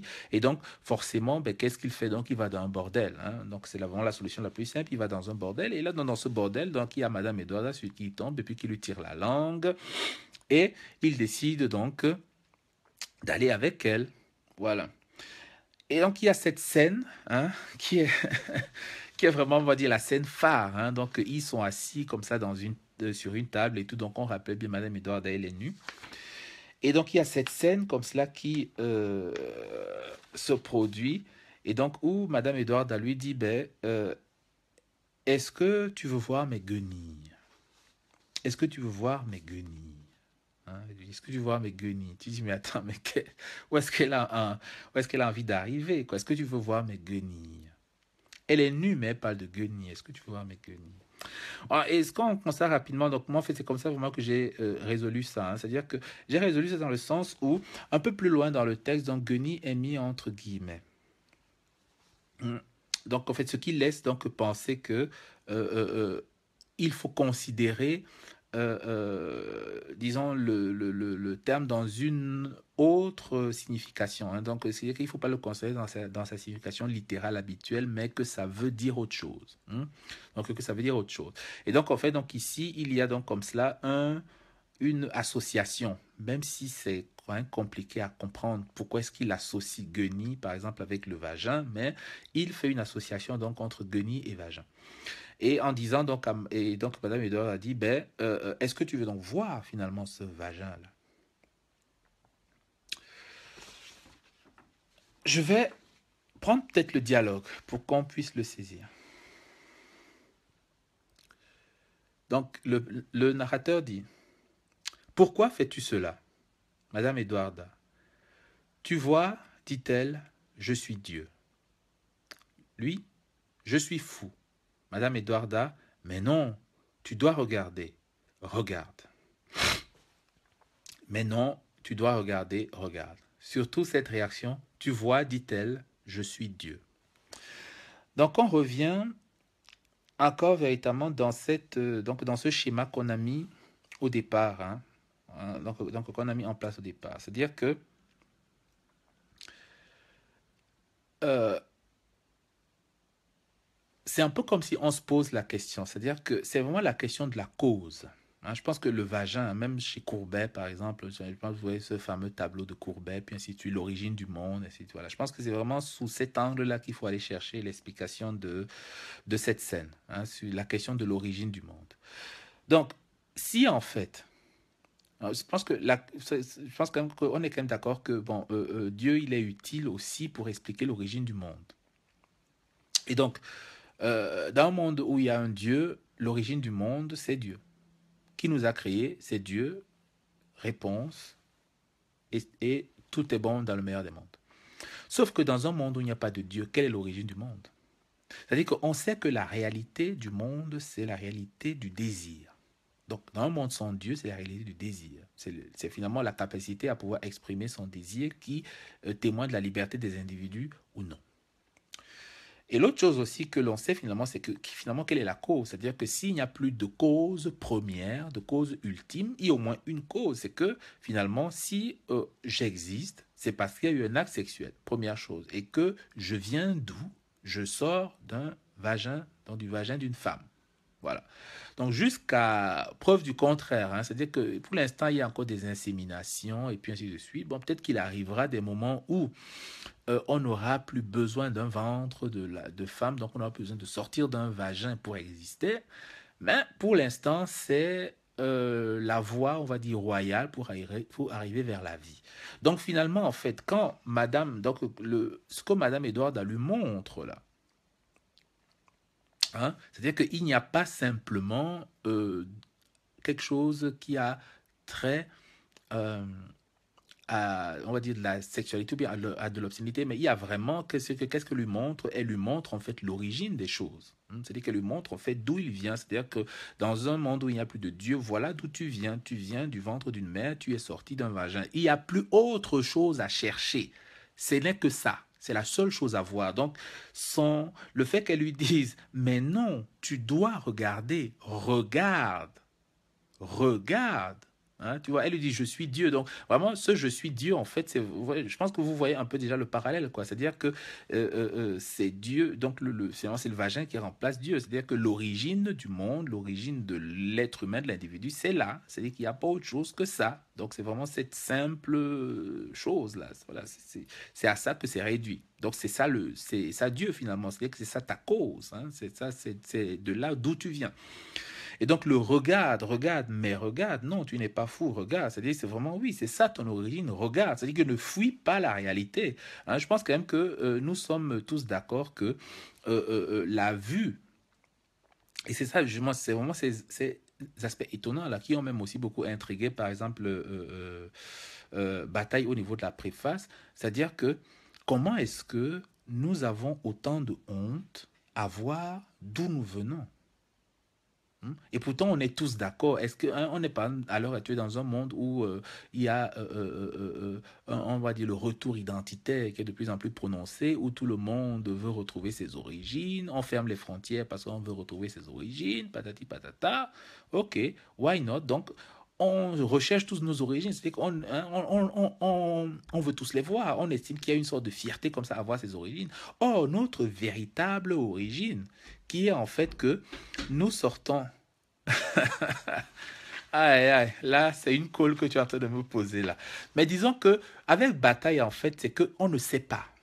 On ne sait pas. La seule chose qu'on sait, c'est juste qu'on sort de là, point. Mais on ne sait pas qui a créé quoi, qui a créé quoi, on ne sait pas. On imagine que le cycle, c'est juste produit comme ça, mais on ne peut pas remonter plus loin. En gros, voilà un peu ce qu'il est en train de dire. Donc peut-être qu'il y a, hein, il faut toujours pas fermer la porte, mais c'est un peu comme s'il le disait qu'à l'heure actuelle, ou alors dans l'état actuel des choses, on ne sait pas. Donc la seule chose dont on peut être sûr, c'est qu'on sort juste de là. Voilà. Donc, c'est un peu justement c'est donc cet aspect, à mon avis, qui est relativement intéressant comme ça. Donc, où la sexualité finalement devient un révélateur. C'est-à-dire que la sexualité devient un révélateur puissant de qui nous sommes. Hein, et où vraiment il a même été comme ça offusqué par enfin ouais, donc il s'est montré offusqué par le fait que mais finalement nous qui aimons hein, nous qui tenons nos origines pour des choses très importantes, très fondamentales, très constructives, même pour notre personnalité. Hein. Je pense que vous avez déjà entendu ces histoires, par exemple, même de gens, par exemple, qui estiment que si un enfant, par exemple, je sais pas moi quoi, c'est un enfant adopté, qui est, par exemple, qui a été adopté d'Afrique, qu'il est très important que cet enfant sache certaines choses de l'Afrique parce que même s'il a grandi ici et qu'il n'a aucune référence africaine, ce sont quand même ses origines, on ne peut pas le couper de ses origines et ainsi de suite. Donc, on a cette perception-là, en fait, que les origines sont fondamentales dans la construction d'un individu et on peut être que surpris que notre vraie origine, finalement, c'est-à-dire que le lieu d'où on est au moins sûr qu'on vient de là, parce que on peut te dire, par exemple, que tu es originaire de tel ou tel endroit, mais bon, il n'y a pas d'assurance, c'est-à-dire que c'est juste basé sur la confiance et puis le témoignage des autres. Mais la seule chose, au moins, dont tu peux être sûr, c'est que je sors forcément d'un vagin de femme. Et ça, cette origine-là, qui est notre origine, hein, la seule qu'on ne puisse même pas contester, celle-là, on n'est pas prêt à la regarder. Ce sont des aspects relativement intrigants. Or, comme on l'a dit tout à l'heure, c'est-à-dire que l'une des fonctions du roman chez Bataille, c'est justement de montrer, enfin, c'est de dévoiler ça. C'est-à-dire que le roman n'est pas seulement là, par exemple, pour montrer l'aspect conscient des choses. C'est-à-dire que ce qui nous rassure, c'est pas ça un roman. C'est-à-dire que tu prends un roman, puis ça te rassure, ça ne t'apporte rien. Le roman, ça doit pouvoir être en mesure de te déranger. C'est-à-dire qu'il faut en fait que ça te mette mal à l'aise. Parce que c'est vraiment dans ce malaise-là, c'est vraiment dans ce malaise. Mais quand je dis malaise, c'est-à-dire que c'est pas forcément de se lancer dans du tout et n'importe quoi, hein, parce que je pense que vous aurez quand même fait la distinction entre une simple pornographie et puis bataille. C'est-à-dire que mais il faut que le roman puisse provoquer un malaise. Et c'est vraiment ce malaise, en fait, là, qui est constructeur. Ouais, c'est vraiment ce malaise qui est constructeur. Donc, c'est vraiment la scène donc relativement intéressante. Et donc, comme ça, ils poursuivent donc la rencontre.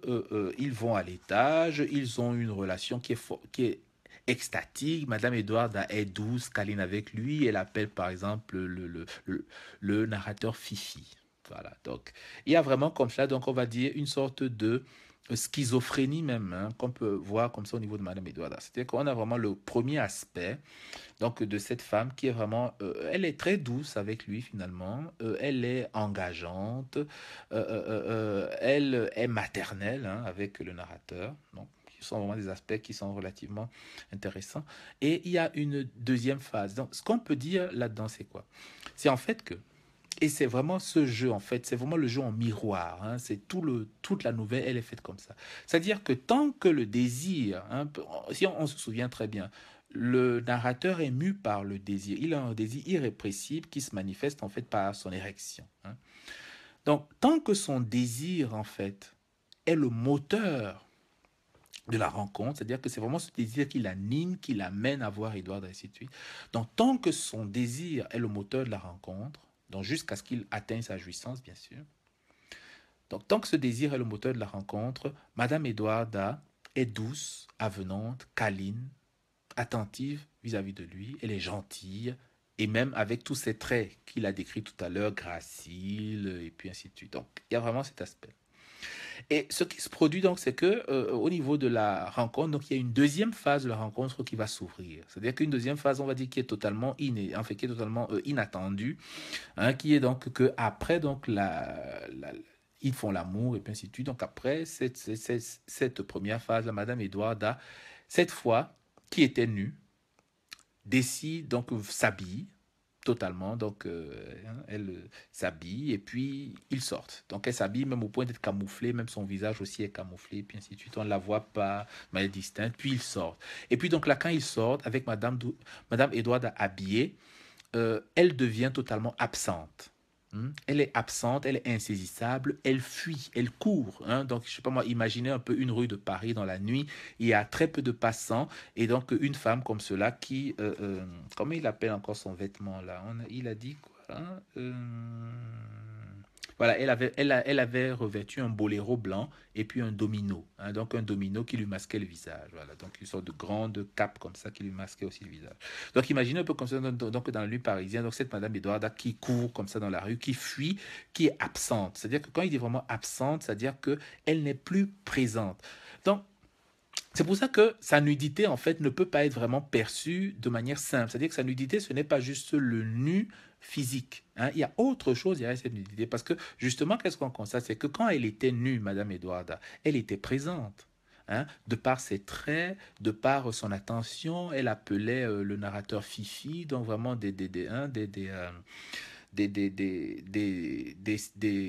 signes de chaleur. Hein. Elle était très chaleureuse vis-à-vis de lui. Et justement, ce qui se passe, c'est que dès qu'elle s'habille, elle devient froide, elle devient distante. Il parle d'elle comme par exemple la présence d'un caillou. Hein. Je pense que vous imaginez un peu ça. Donc, dans la présence d'un caillou, c'est-à-dire qu'elle était présente comme un caillou. Hein. Je sais pas, qu'est-ce qui peut être plus absent qu'un caillou finalement. Hein. Voilà, donc il est là, mais comme s'il n'était peut-être, hein, comme s'il n'était pas là.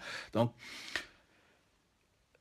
ou finalement donc le vêtement. Je pense que là, on peut très bien comprendre la fonction du vêtement et puis ce que signifie cette nudité-là. Hein, c'est-à-dire que cette nudité-là n'est pas simplement à envisager comme une nudité physique, hein, mais elle est vraiment à envisager comme euh, comment on dit ça? Comme le dévoilement, c'est-à-dire que comme l'enlèvement du vernis des couches, hein, ouais, des couches civilisationnelles, c'est-à-dire que des couches civilisationnelles, des couches de la conscience, des couches du surmoi, des couches du contrôle, des couches de l'ego, et puis ainsi de suite.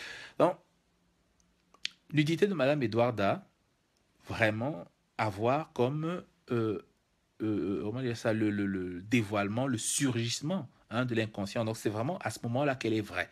Et dès qu'elle s'habille, donc c'est-à-dire que qui est vraiment, on peut dire la posture, hein, ou bien alors la posture, la manière d'être la plus acceptable, par exemple, dans une vie à société. Et dès qu'elle s'habille, elle est absente. Donc il y a plus d'être en elle, quoi. Elle devient une pierre, un peu comme il nous le fait comprendre tout à l'heure. Donc la notion de la nudité, là, vous voyez, ça a vraiment toute une autre compréhension qui ne se limiterait pas juste comme cela à voir, hein, un corps nu, mais qui est vraiment à voir un esprit, plutôt à mon avis, qui est débarrassé de toutes les couches, de tous les vernis, de tout l'égoïsme, de tous les préjugés, et puis ainsi de suite, qui empêche finalement la perception réelle, hein, ou alors on peut dire la perception, disons, la plus véritable, la plus concrète de l'individu.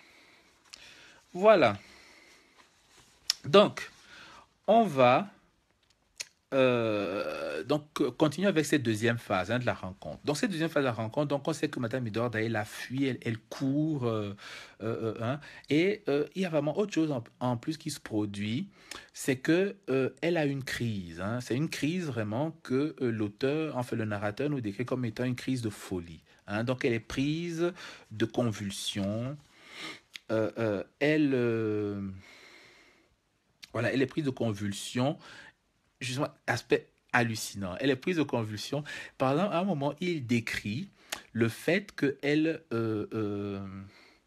elle soulève son domino pour montrer son derrière, par exemple. Mais ça, il le décrit vraiment.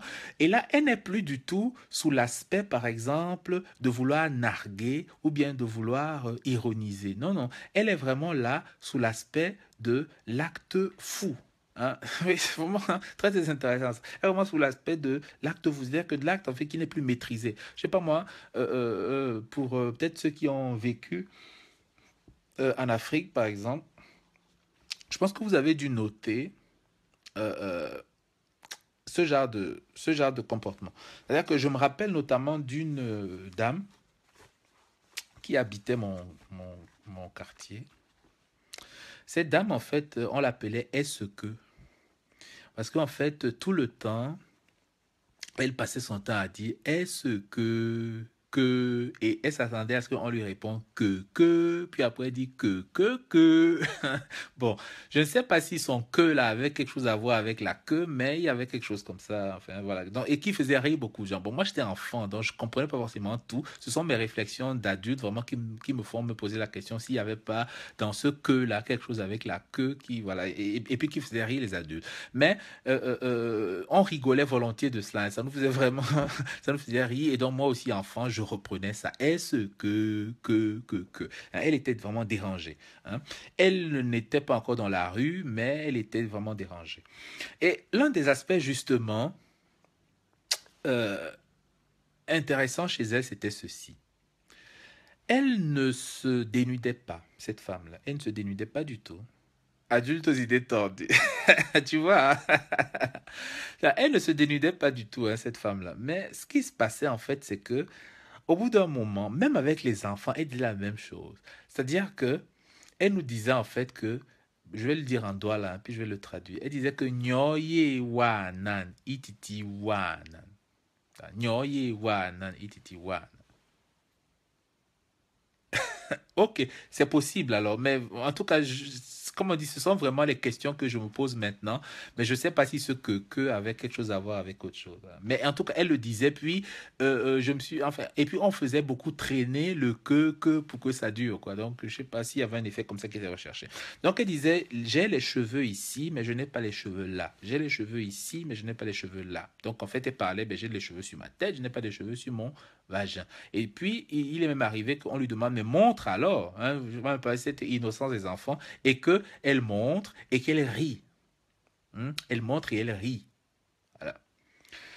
Donc, il est quand même clair, en fait, hein, je ne sais pas si je prends juste cet exemple, c'est-à-dire que, où vraiment, le fait de montrer et de l'accompagner par un rire, comme on disait tout à l'heure, que le rire, vraiment, c'est comme cela une fenêtre qui est très proche de la folie, hein. C'est-à-dire que le rire, hein, il y a vraiment le rire de l'ironie, mais quand on pousse le rire un peu plus loin, on arrive à la folie. C'est-à-dire que plus on est, en fait, si on pousse beaucoup dans l'ironie, on court le risque de tomber dans la folie. Donc la frontière, vraiment, elle est très tenue, elle est vraiment très fragile.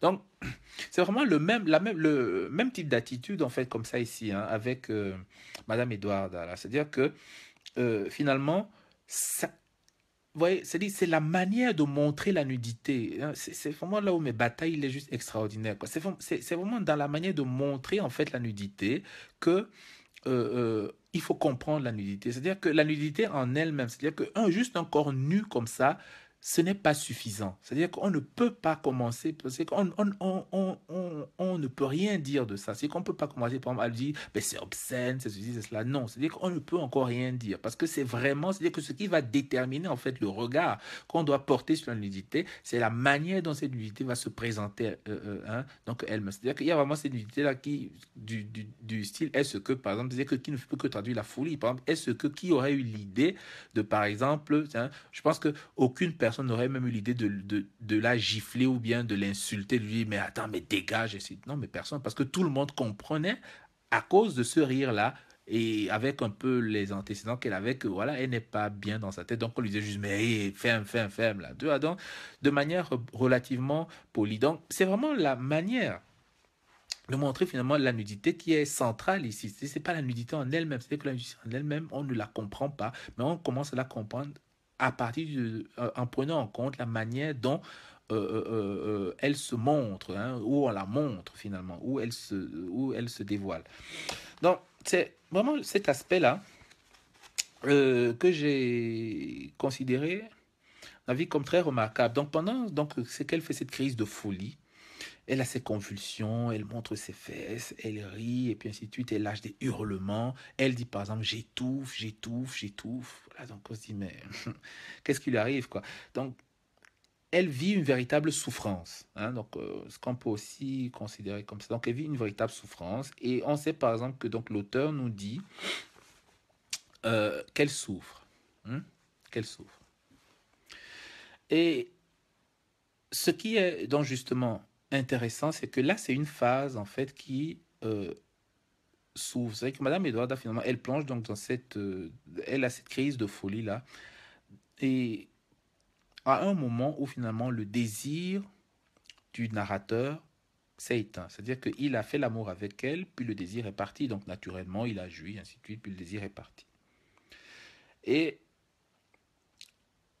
elle entre dans cet épisode de folie qui finalement étant mis en parallèle, c'est-à-dire que si on met en parallèle avec le désir, hein, c'est-à-dire que, comme je le disais précédemment, c'est-à-dire que le narrateur ayant, c'est que la rencontre, on va dire, entre lui et Madame Edwarda étant suscitée par son désir, euh, on a vu Madame Edwarda qui a été accueillante et puis qui a été chaleureuse par rapport à ce désir-là. Donc, qui a répondu chaleureusement tant que la rencontre, on va dire, était animée par le désir du narrateur.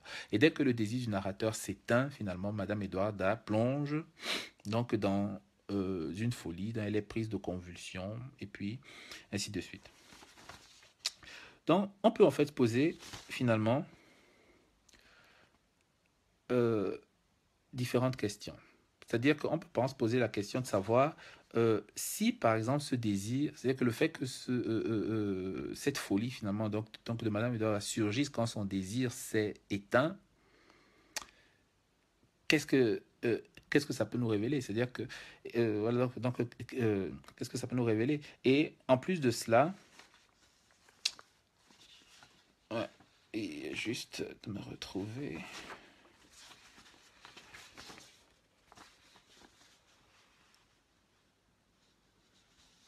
Voilà. Et en plus de, voilà, donc, et en plus de ça, est-ce qu'on peut simplement, par exemple, rattacher son désir avec la personnalité, donc avec sa simple personnalité, c'est-à-dire donc qu'elle est comme ça, que c'est quelqu'un peut-être de schizophrénique et puis donc de bipolaire, ou je sais pas, hein, donc quelque chose comme ça, qui a une double personnalité. Voilà. Et à ce niveau-là, j'ai pas eu, par exemple, beaucoup d'éléments pour trancher. C'est-à-dire que je n'ai pas pu, par exemple, beaucoup plus me déterminer en faveur de l'une ou en faveur de l'autre. C'est-à-dire que ce qui m'a guidé, on va dire, dans mon choix, qui est en fait que euh, c'est par rapport au désir du personnage qu'elle réagit comme ça. C'est-à-dire que c'est l'extinction finalement du désir du personnage qui l'a fait plonger dans cette folie. Voilà. Donc, c'est l'extinction de ce désir. C'est-à-dire que comment est-ce que j'ai en fait rattaché cela? C'est-à-dire que j'ai en fait rattaché ça euh, en repartant du départ. C'est-à-dire que je me suis en fait dit la question. Donc, je me suis dit la chose suivante. C'est-à-dire que euh, on a en fait vu que euh, il y a une, comment dire ça, une frontière très tenue. C'est-à-dire que par exemple entre religion et sexualité. C'est-à-dire dans le sens en fait où euh, dans une pratique, on va dire poussée, dans une pratique accomplie, on arrive, donc que ce soit dans la sexualité, à la jouissance, qui a une forme d'extase, ou alors à une sorte d'extase aussi, donc du mystique par exemple, hein, donc qu'on retrouve dans beaucoup donc dans les aspects mystiques de beaucoup de religions. Donc que si on considère donc qu'il y a comme cela une proximité entre la sexualité et puis la religion, parce qu'en fait les deux se rejoignent sur cet aspect de l'extase. Ce qui anime finalement donc la sexualité, c'est le désir. Je pense qu'on est tous d'accord là-dessus. Donc, que si donc le désir finalement s'éteint, donc le désir qu'il a physiquement par rapport à Madame Isolde, donc que si ce désir s'éteint finalement, il y a donc en fait une sorte de rupture. Hein. C'est-à-dire que le désir s'éteint, donc il y a une rupture, il y a voilà, donc le désir s'éteint, il y a une rupture, c'est-à-dire que c'est un peu comme si c'est toute la relation en elle-même qui se brisait.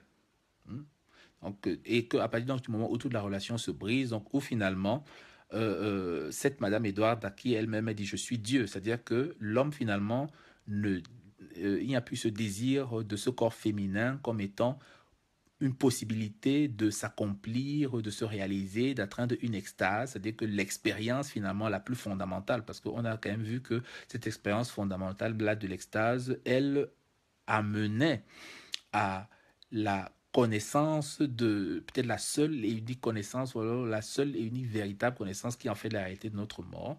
Donc que si ce désir s'éteint, s'il n'y a plus le désir, c'est en fait comme si c'est une négation même de la séduction, hein, ou de l'attrait que le corps de Madame Edward a pu exercer. Hein. Or, ce corps-là est le seul viatique finalement vers la seule vérité qu'un individu puisse avoir. Et donc, qui est celle de donc la réalité de sa mort. Donc, à partir donc de là, donc que si le désir s'éteint finalement, donc que si le désir s'éteint, la seule possibilité de la vie elle-même s'éteint aussi. Hein. C'est-à-dire que le désir, c'est la seule chose qui finalement qui est le moteur même de la vie. Hein. Donc de la vie inconsciente, comme on le disait précédemment. C'est-à-dire que c'est vraiment le désir qui explique tout. Si on veut tout comprendre, il faut juste regarder le désir. En gros, si on peut prendre cette approche de cette manière-là.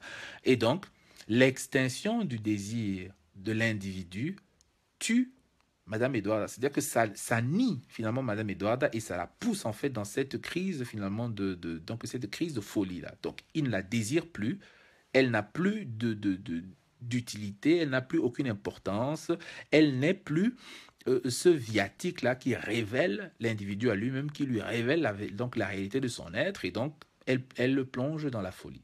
Et ce qu'on va par exemple noter par la suite, et ça sera vraiment ça le réveil, et c'est un peu ça qui m'a aussi conforté dans cette opinion-là, c'est en fait que quand Madame Edwarda sort de sa crise, donc le narrateur la transporte dans un taxi, et puis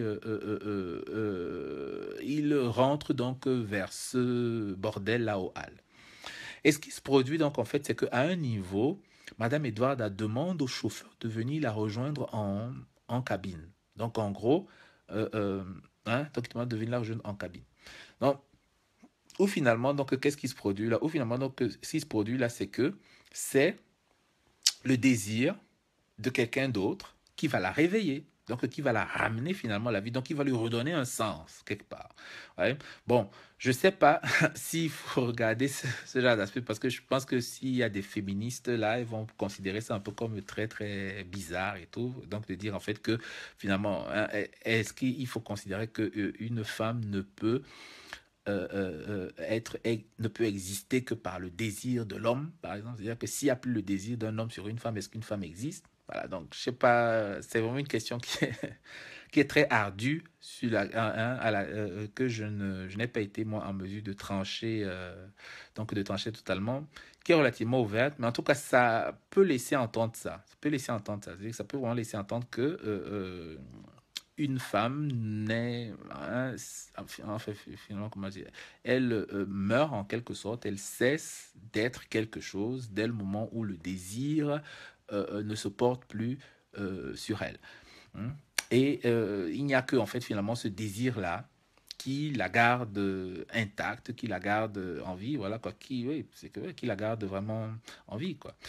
Bon, c'est un aspect qui peut être pris en considération, mais j'ai pas eu, moi, on va dire, suffisamment d'éléments vraiment pour me dire que c'est ça qu'il fallait prendre en considération. Je l'évoque comme ça parce que c'est une possibilité, c'est un aspect qui peut être éventuellement perçu. Moi, ce que je vais plutôt garder, hein, on va dire ce que je vais plutôt garder, puisque je vais vraiment considérer comme étant beaucoup plus pertinent, c'est de partir en fait sous de prendre en fait en considération donc un peu le développement que j'avais précédemment, c'est en fait que euh, si on reste bof, non, pas vraiment. Pourquoi l'organe du désir a-t-il toujours fait l'objet de contrôle dans nos sociétés? C'est particulier à la dame en question. Bon, ben voilà. Ok, bon, ben si. Tant mieux alors, parce que je craignais que certains féministes puissent penser, par exemple, que ça pouvait être le cas. Ben écoute, si tu le dis, ben voilà, ça me rassure au moins. Bon, c'est en tout cas pas l'option que moi j'avais prise. C'est-à-dire que moi, vraiment, l'option que j'avais prise, c'était en fait de rester sous cet aspect-ci. C'est-à-dire que c'était en fait donc de rester sous l'aspect, finalement, de dire, il y a une frontière qui est toute fine entre la mort et Dieu. Donc, entre la mort et Dieu comme étant les vérités ultimes. Donc, dans un monde où il y a Dieu, la vérité ultime, c'est Dieu. Dans un monde où il n'y a pas Dieu, la vérité ultime sur l'être, c'est la mort. Donc, que je vais mourir et puis ma vie va s'arrêter là. Et la sexualité, en fait, elle est quoi finalement? C'est-à-dire que la sexualité, en fait, c'est un moyen que nous avons de connaître l'extase. C'est-à-dire dans cette jouissance-là, cette extase. C'est-à-dire qu'il n'y a pas d'autres activités. Hein. Je pense que vous aurez beau vous creuser la tête, il n'y a pas d'autres activités que une pratique religieuse mystique et la sexualité pour atteindre l'extase. Il n'y a pas d'autre.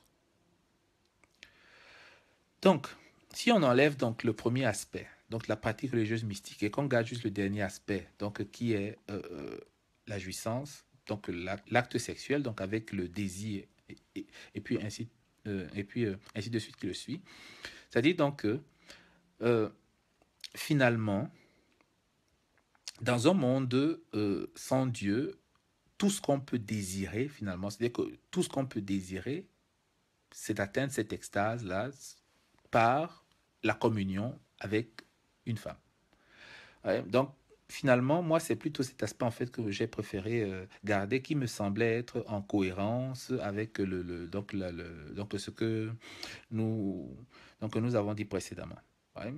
Donc, c'est en fait finalement cela. C'est vrai que toute l'histoire en fait est aussi, ça peut aussi être une question de bien. C'est-à-dire que toute l'histoire est par exemple racontée du côté de l'homme, par exemple, donc du côté du narrateur.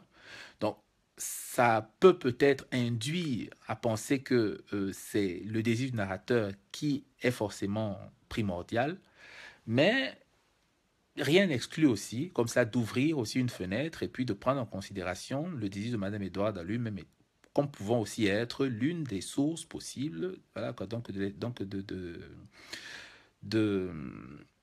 du déroulement de cette rencontre-là. Voilà. Donc, comme cela,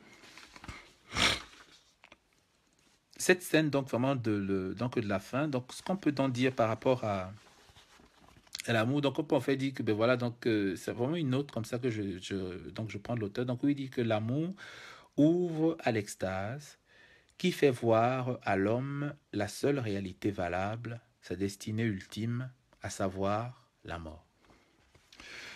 Et le narrateur, finalement, il expérimente de deux manières. C'est-à-dire qu'il expérimente, en fait, donc d'une première manière, c'est-à-dire qu'en vivant lui-même le rapport. Mais je pense que quand on vit soi-même le rapport, par exemple, on ressent la chose. Mais en voyant Madame Edwarda avoir un rapport avec le chauffeur de taxi, il voit, en fait, finalement, c'est-à-dire qu'il voit, donc, il dit qu'il voit le blanc des yeux du chauffeur. C'est-à-dire que donc au moment où il atteint l'extase, il voit le blanc des yeux. Donc c'est-à-dire que c'est un peu comme si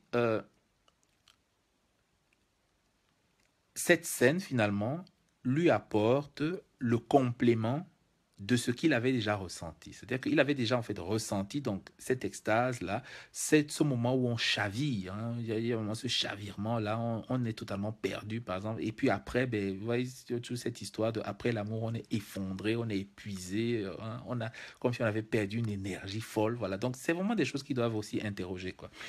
Et donc, il avait ressenti ça. Et grâce, le fait qu'il soit témoin, finalement, donc, de cet acte sexuel entre Madame Edward et puis le chauffeur du taxi. Et là, ce qui est quand même intéressant à noter, c'est que là, c'est gratuit. C'est-à-dire qu'il n'y a plus d'argent qui entre en compte. Donc, le chauffeur du taxi ne paye pas du tout Madame Edward. Donc là, vraiment, c'est une autre dynamique qui s'est mise en place. Et finalement, ça lui montre. Donc, il peut voir maintenant. Donc, à ce moment-là, il voit finalement cette mort-là, donc à travers les yeux révulsés, par exemple, hein, donc à travers les yeux révulsés du chauffeur de taxi, donc où il peut constater donc ce basculement-là, cette extase-là qui le rapproche de la mort. Donc, et c'est un peu vers donc cette conclusion-là à laquelle il va finalement. Donc, c'est-à-dire que on a donc un individu qui est dans un monde sans Dieu, qui est seul, qui est solitaire, qui, à la faveur de la nuit, on va dire, se révèle à lui-même.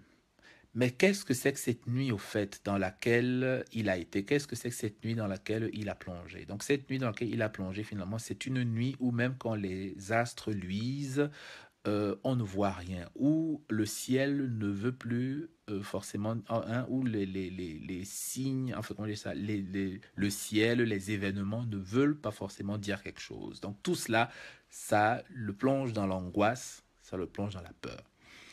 Et dans cette angoisse, dans cette peur, dans ce monde qui est vidé de tout, il y a une chose qui subsiste. Et cette chose qui subsiste, c'est le désir. C'est-à-dire que ce désir, en fait, qui est rattaché à, finalement, l'irruption de l'inconscient. C'est-à-dire que c'est vraiment ça finalement la réalité en fait. C'est-à-dire que le désir, c'est la seule chose qui peut calmer l'angoisse. Je pense que vous faites le rapprochement très rapide entre le fait que par exemple, plus les gens par exemple sont dans des situations précaires par exemple, plus ils vont avoir des enfants par exemple. Bon, est-ce que c'est lié au fait qu'ils font plus l'amour que d'autres ou alors que ceux qui sont dans d'autres situations se prémunissent plus que d'autres? On peut quand même juste comprendre en fait que il y a cette dimension là en fait de, comment on dit, ça me rappelle un peu une expression qu'on disait au Cameroun. En fait, en Douala, on dit ça simse malinga. C'est-à-dire qu'on dit par exemple que un peu quand quelqu'un voulait par exemple avoir un rapport, il disait Namala simse malinga. Ouais, c'est-à-dire qu'il va en fait baisser, tu vois, il va un peu baisser, hein, réduire les peurs, les angoisses, et puis ainsi de suite. Donc, il y a comme ça aussi, intuitivement, comme ça on peut dire, hein, dans le langage populaire, cette idée comme quoi une réponse, hein, l'une des réponses à l'angoisse, c'est ce désir sexuel. Hein. Donc, c'est vraiment un truc où, voilà, quoi, c'est un peu comme de bois, par exemple. C'est-à-dire qu'il a même en plus expérimenté les deux. Je ne sais pas si vous vous souvenez, donc le narrateur a aussi, il a d'abord bu, donc tout au début, il était sous, par exemple, avant de rencontrer Madame Edwarda, et puis ben, après, il a eu l'acte sexuel. Donc, c'est vraiment deux manières, on va dire, de calmer l'angoisse, de pouvoir, en fait, vivre avec cette angoisse-là. Et donc, vivant, expérimentant, voilà, ayant donc donc le rapport sexuel, il arrive finalement à quoi? Il arrive, en fait, finalement, premièrement, à ressentir que le rapport sexuel met, le propulse dans une extase, hein, donc dans une extase. Et dans cette extase-là, donc, il a une perception, on va dire, un ressenti sur la réalité finalement ultime de son être qui est en fait qu'il va mourir. C'est-à-dire que il n'y a rien d'autre de vrai ou alors de plus vrai que le fait qu'il va mourir. Donc ça, c'est une réalité à laquelle qu'il ressent premièrement. Et dans un deuxième temps, donc, avec l'extinction de son désir, c'est-à-dire donc où finalement l'extinction de son désir, hein, à mon avis, pousse Madame Edwarda à l'expression d'un deuxième aspect de sa personnalité qui est vraiment l'aspect un aspect de la folie, c'est-à-dire que dès le moment où cette femme-là ne peut plus être finalement viatique, hein, ce viatique, ce pont qui va permettre à l'individu de se euh, reconnecter à lui-même, c'est-à-dire de se connaître lui-même grâce à cette extase-là, donc où le désir finalement signifie l'absence de vie, la fin de la vie. Madame Edward a donc, voilà, oui, où ce désir signifie l'absence, la fin de la vie, donc une sorte de mort, hein, en quelque sorte. Donc il va découvrir, en fait, il va voir maintenant cette fois et avoir la confirmation, on va dire, donc par l'expérience, que euh, euh, le désir, voilà, donc que l'acte sexuel finalement, donc aboutit à connaître cette réalité-là qui est celle de la mort. Donc au départ, il a d'abord ressenti, donc il a ressenti dans en ayant le rapport, donc un rapport sexuel avec Madame Edwarda. Et dans un deuxième temps, il a vu dans les yeux du chauffeur de taxi en le voyant jouir suite à son rapport sexuel avec Madame Edwarda. Donc, voilà, chers amis de l'Oasis, nous sommes arrivés au terme de cette palpitante lecture numéro 15 qui portait sur Madame Edwarda de Georges Bataille. Donc je ne peux que vous conseiller vivement de le lire.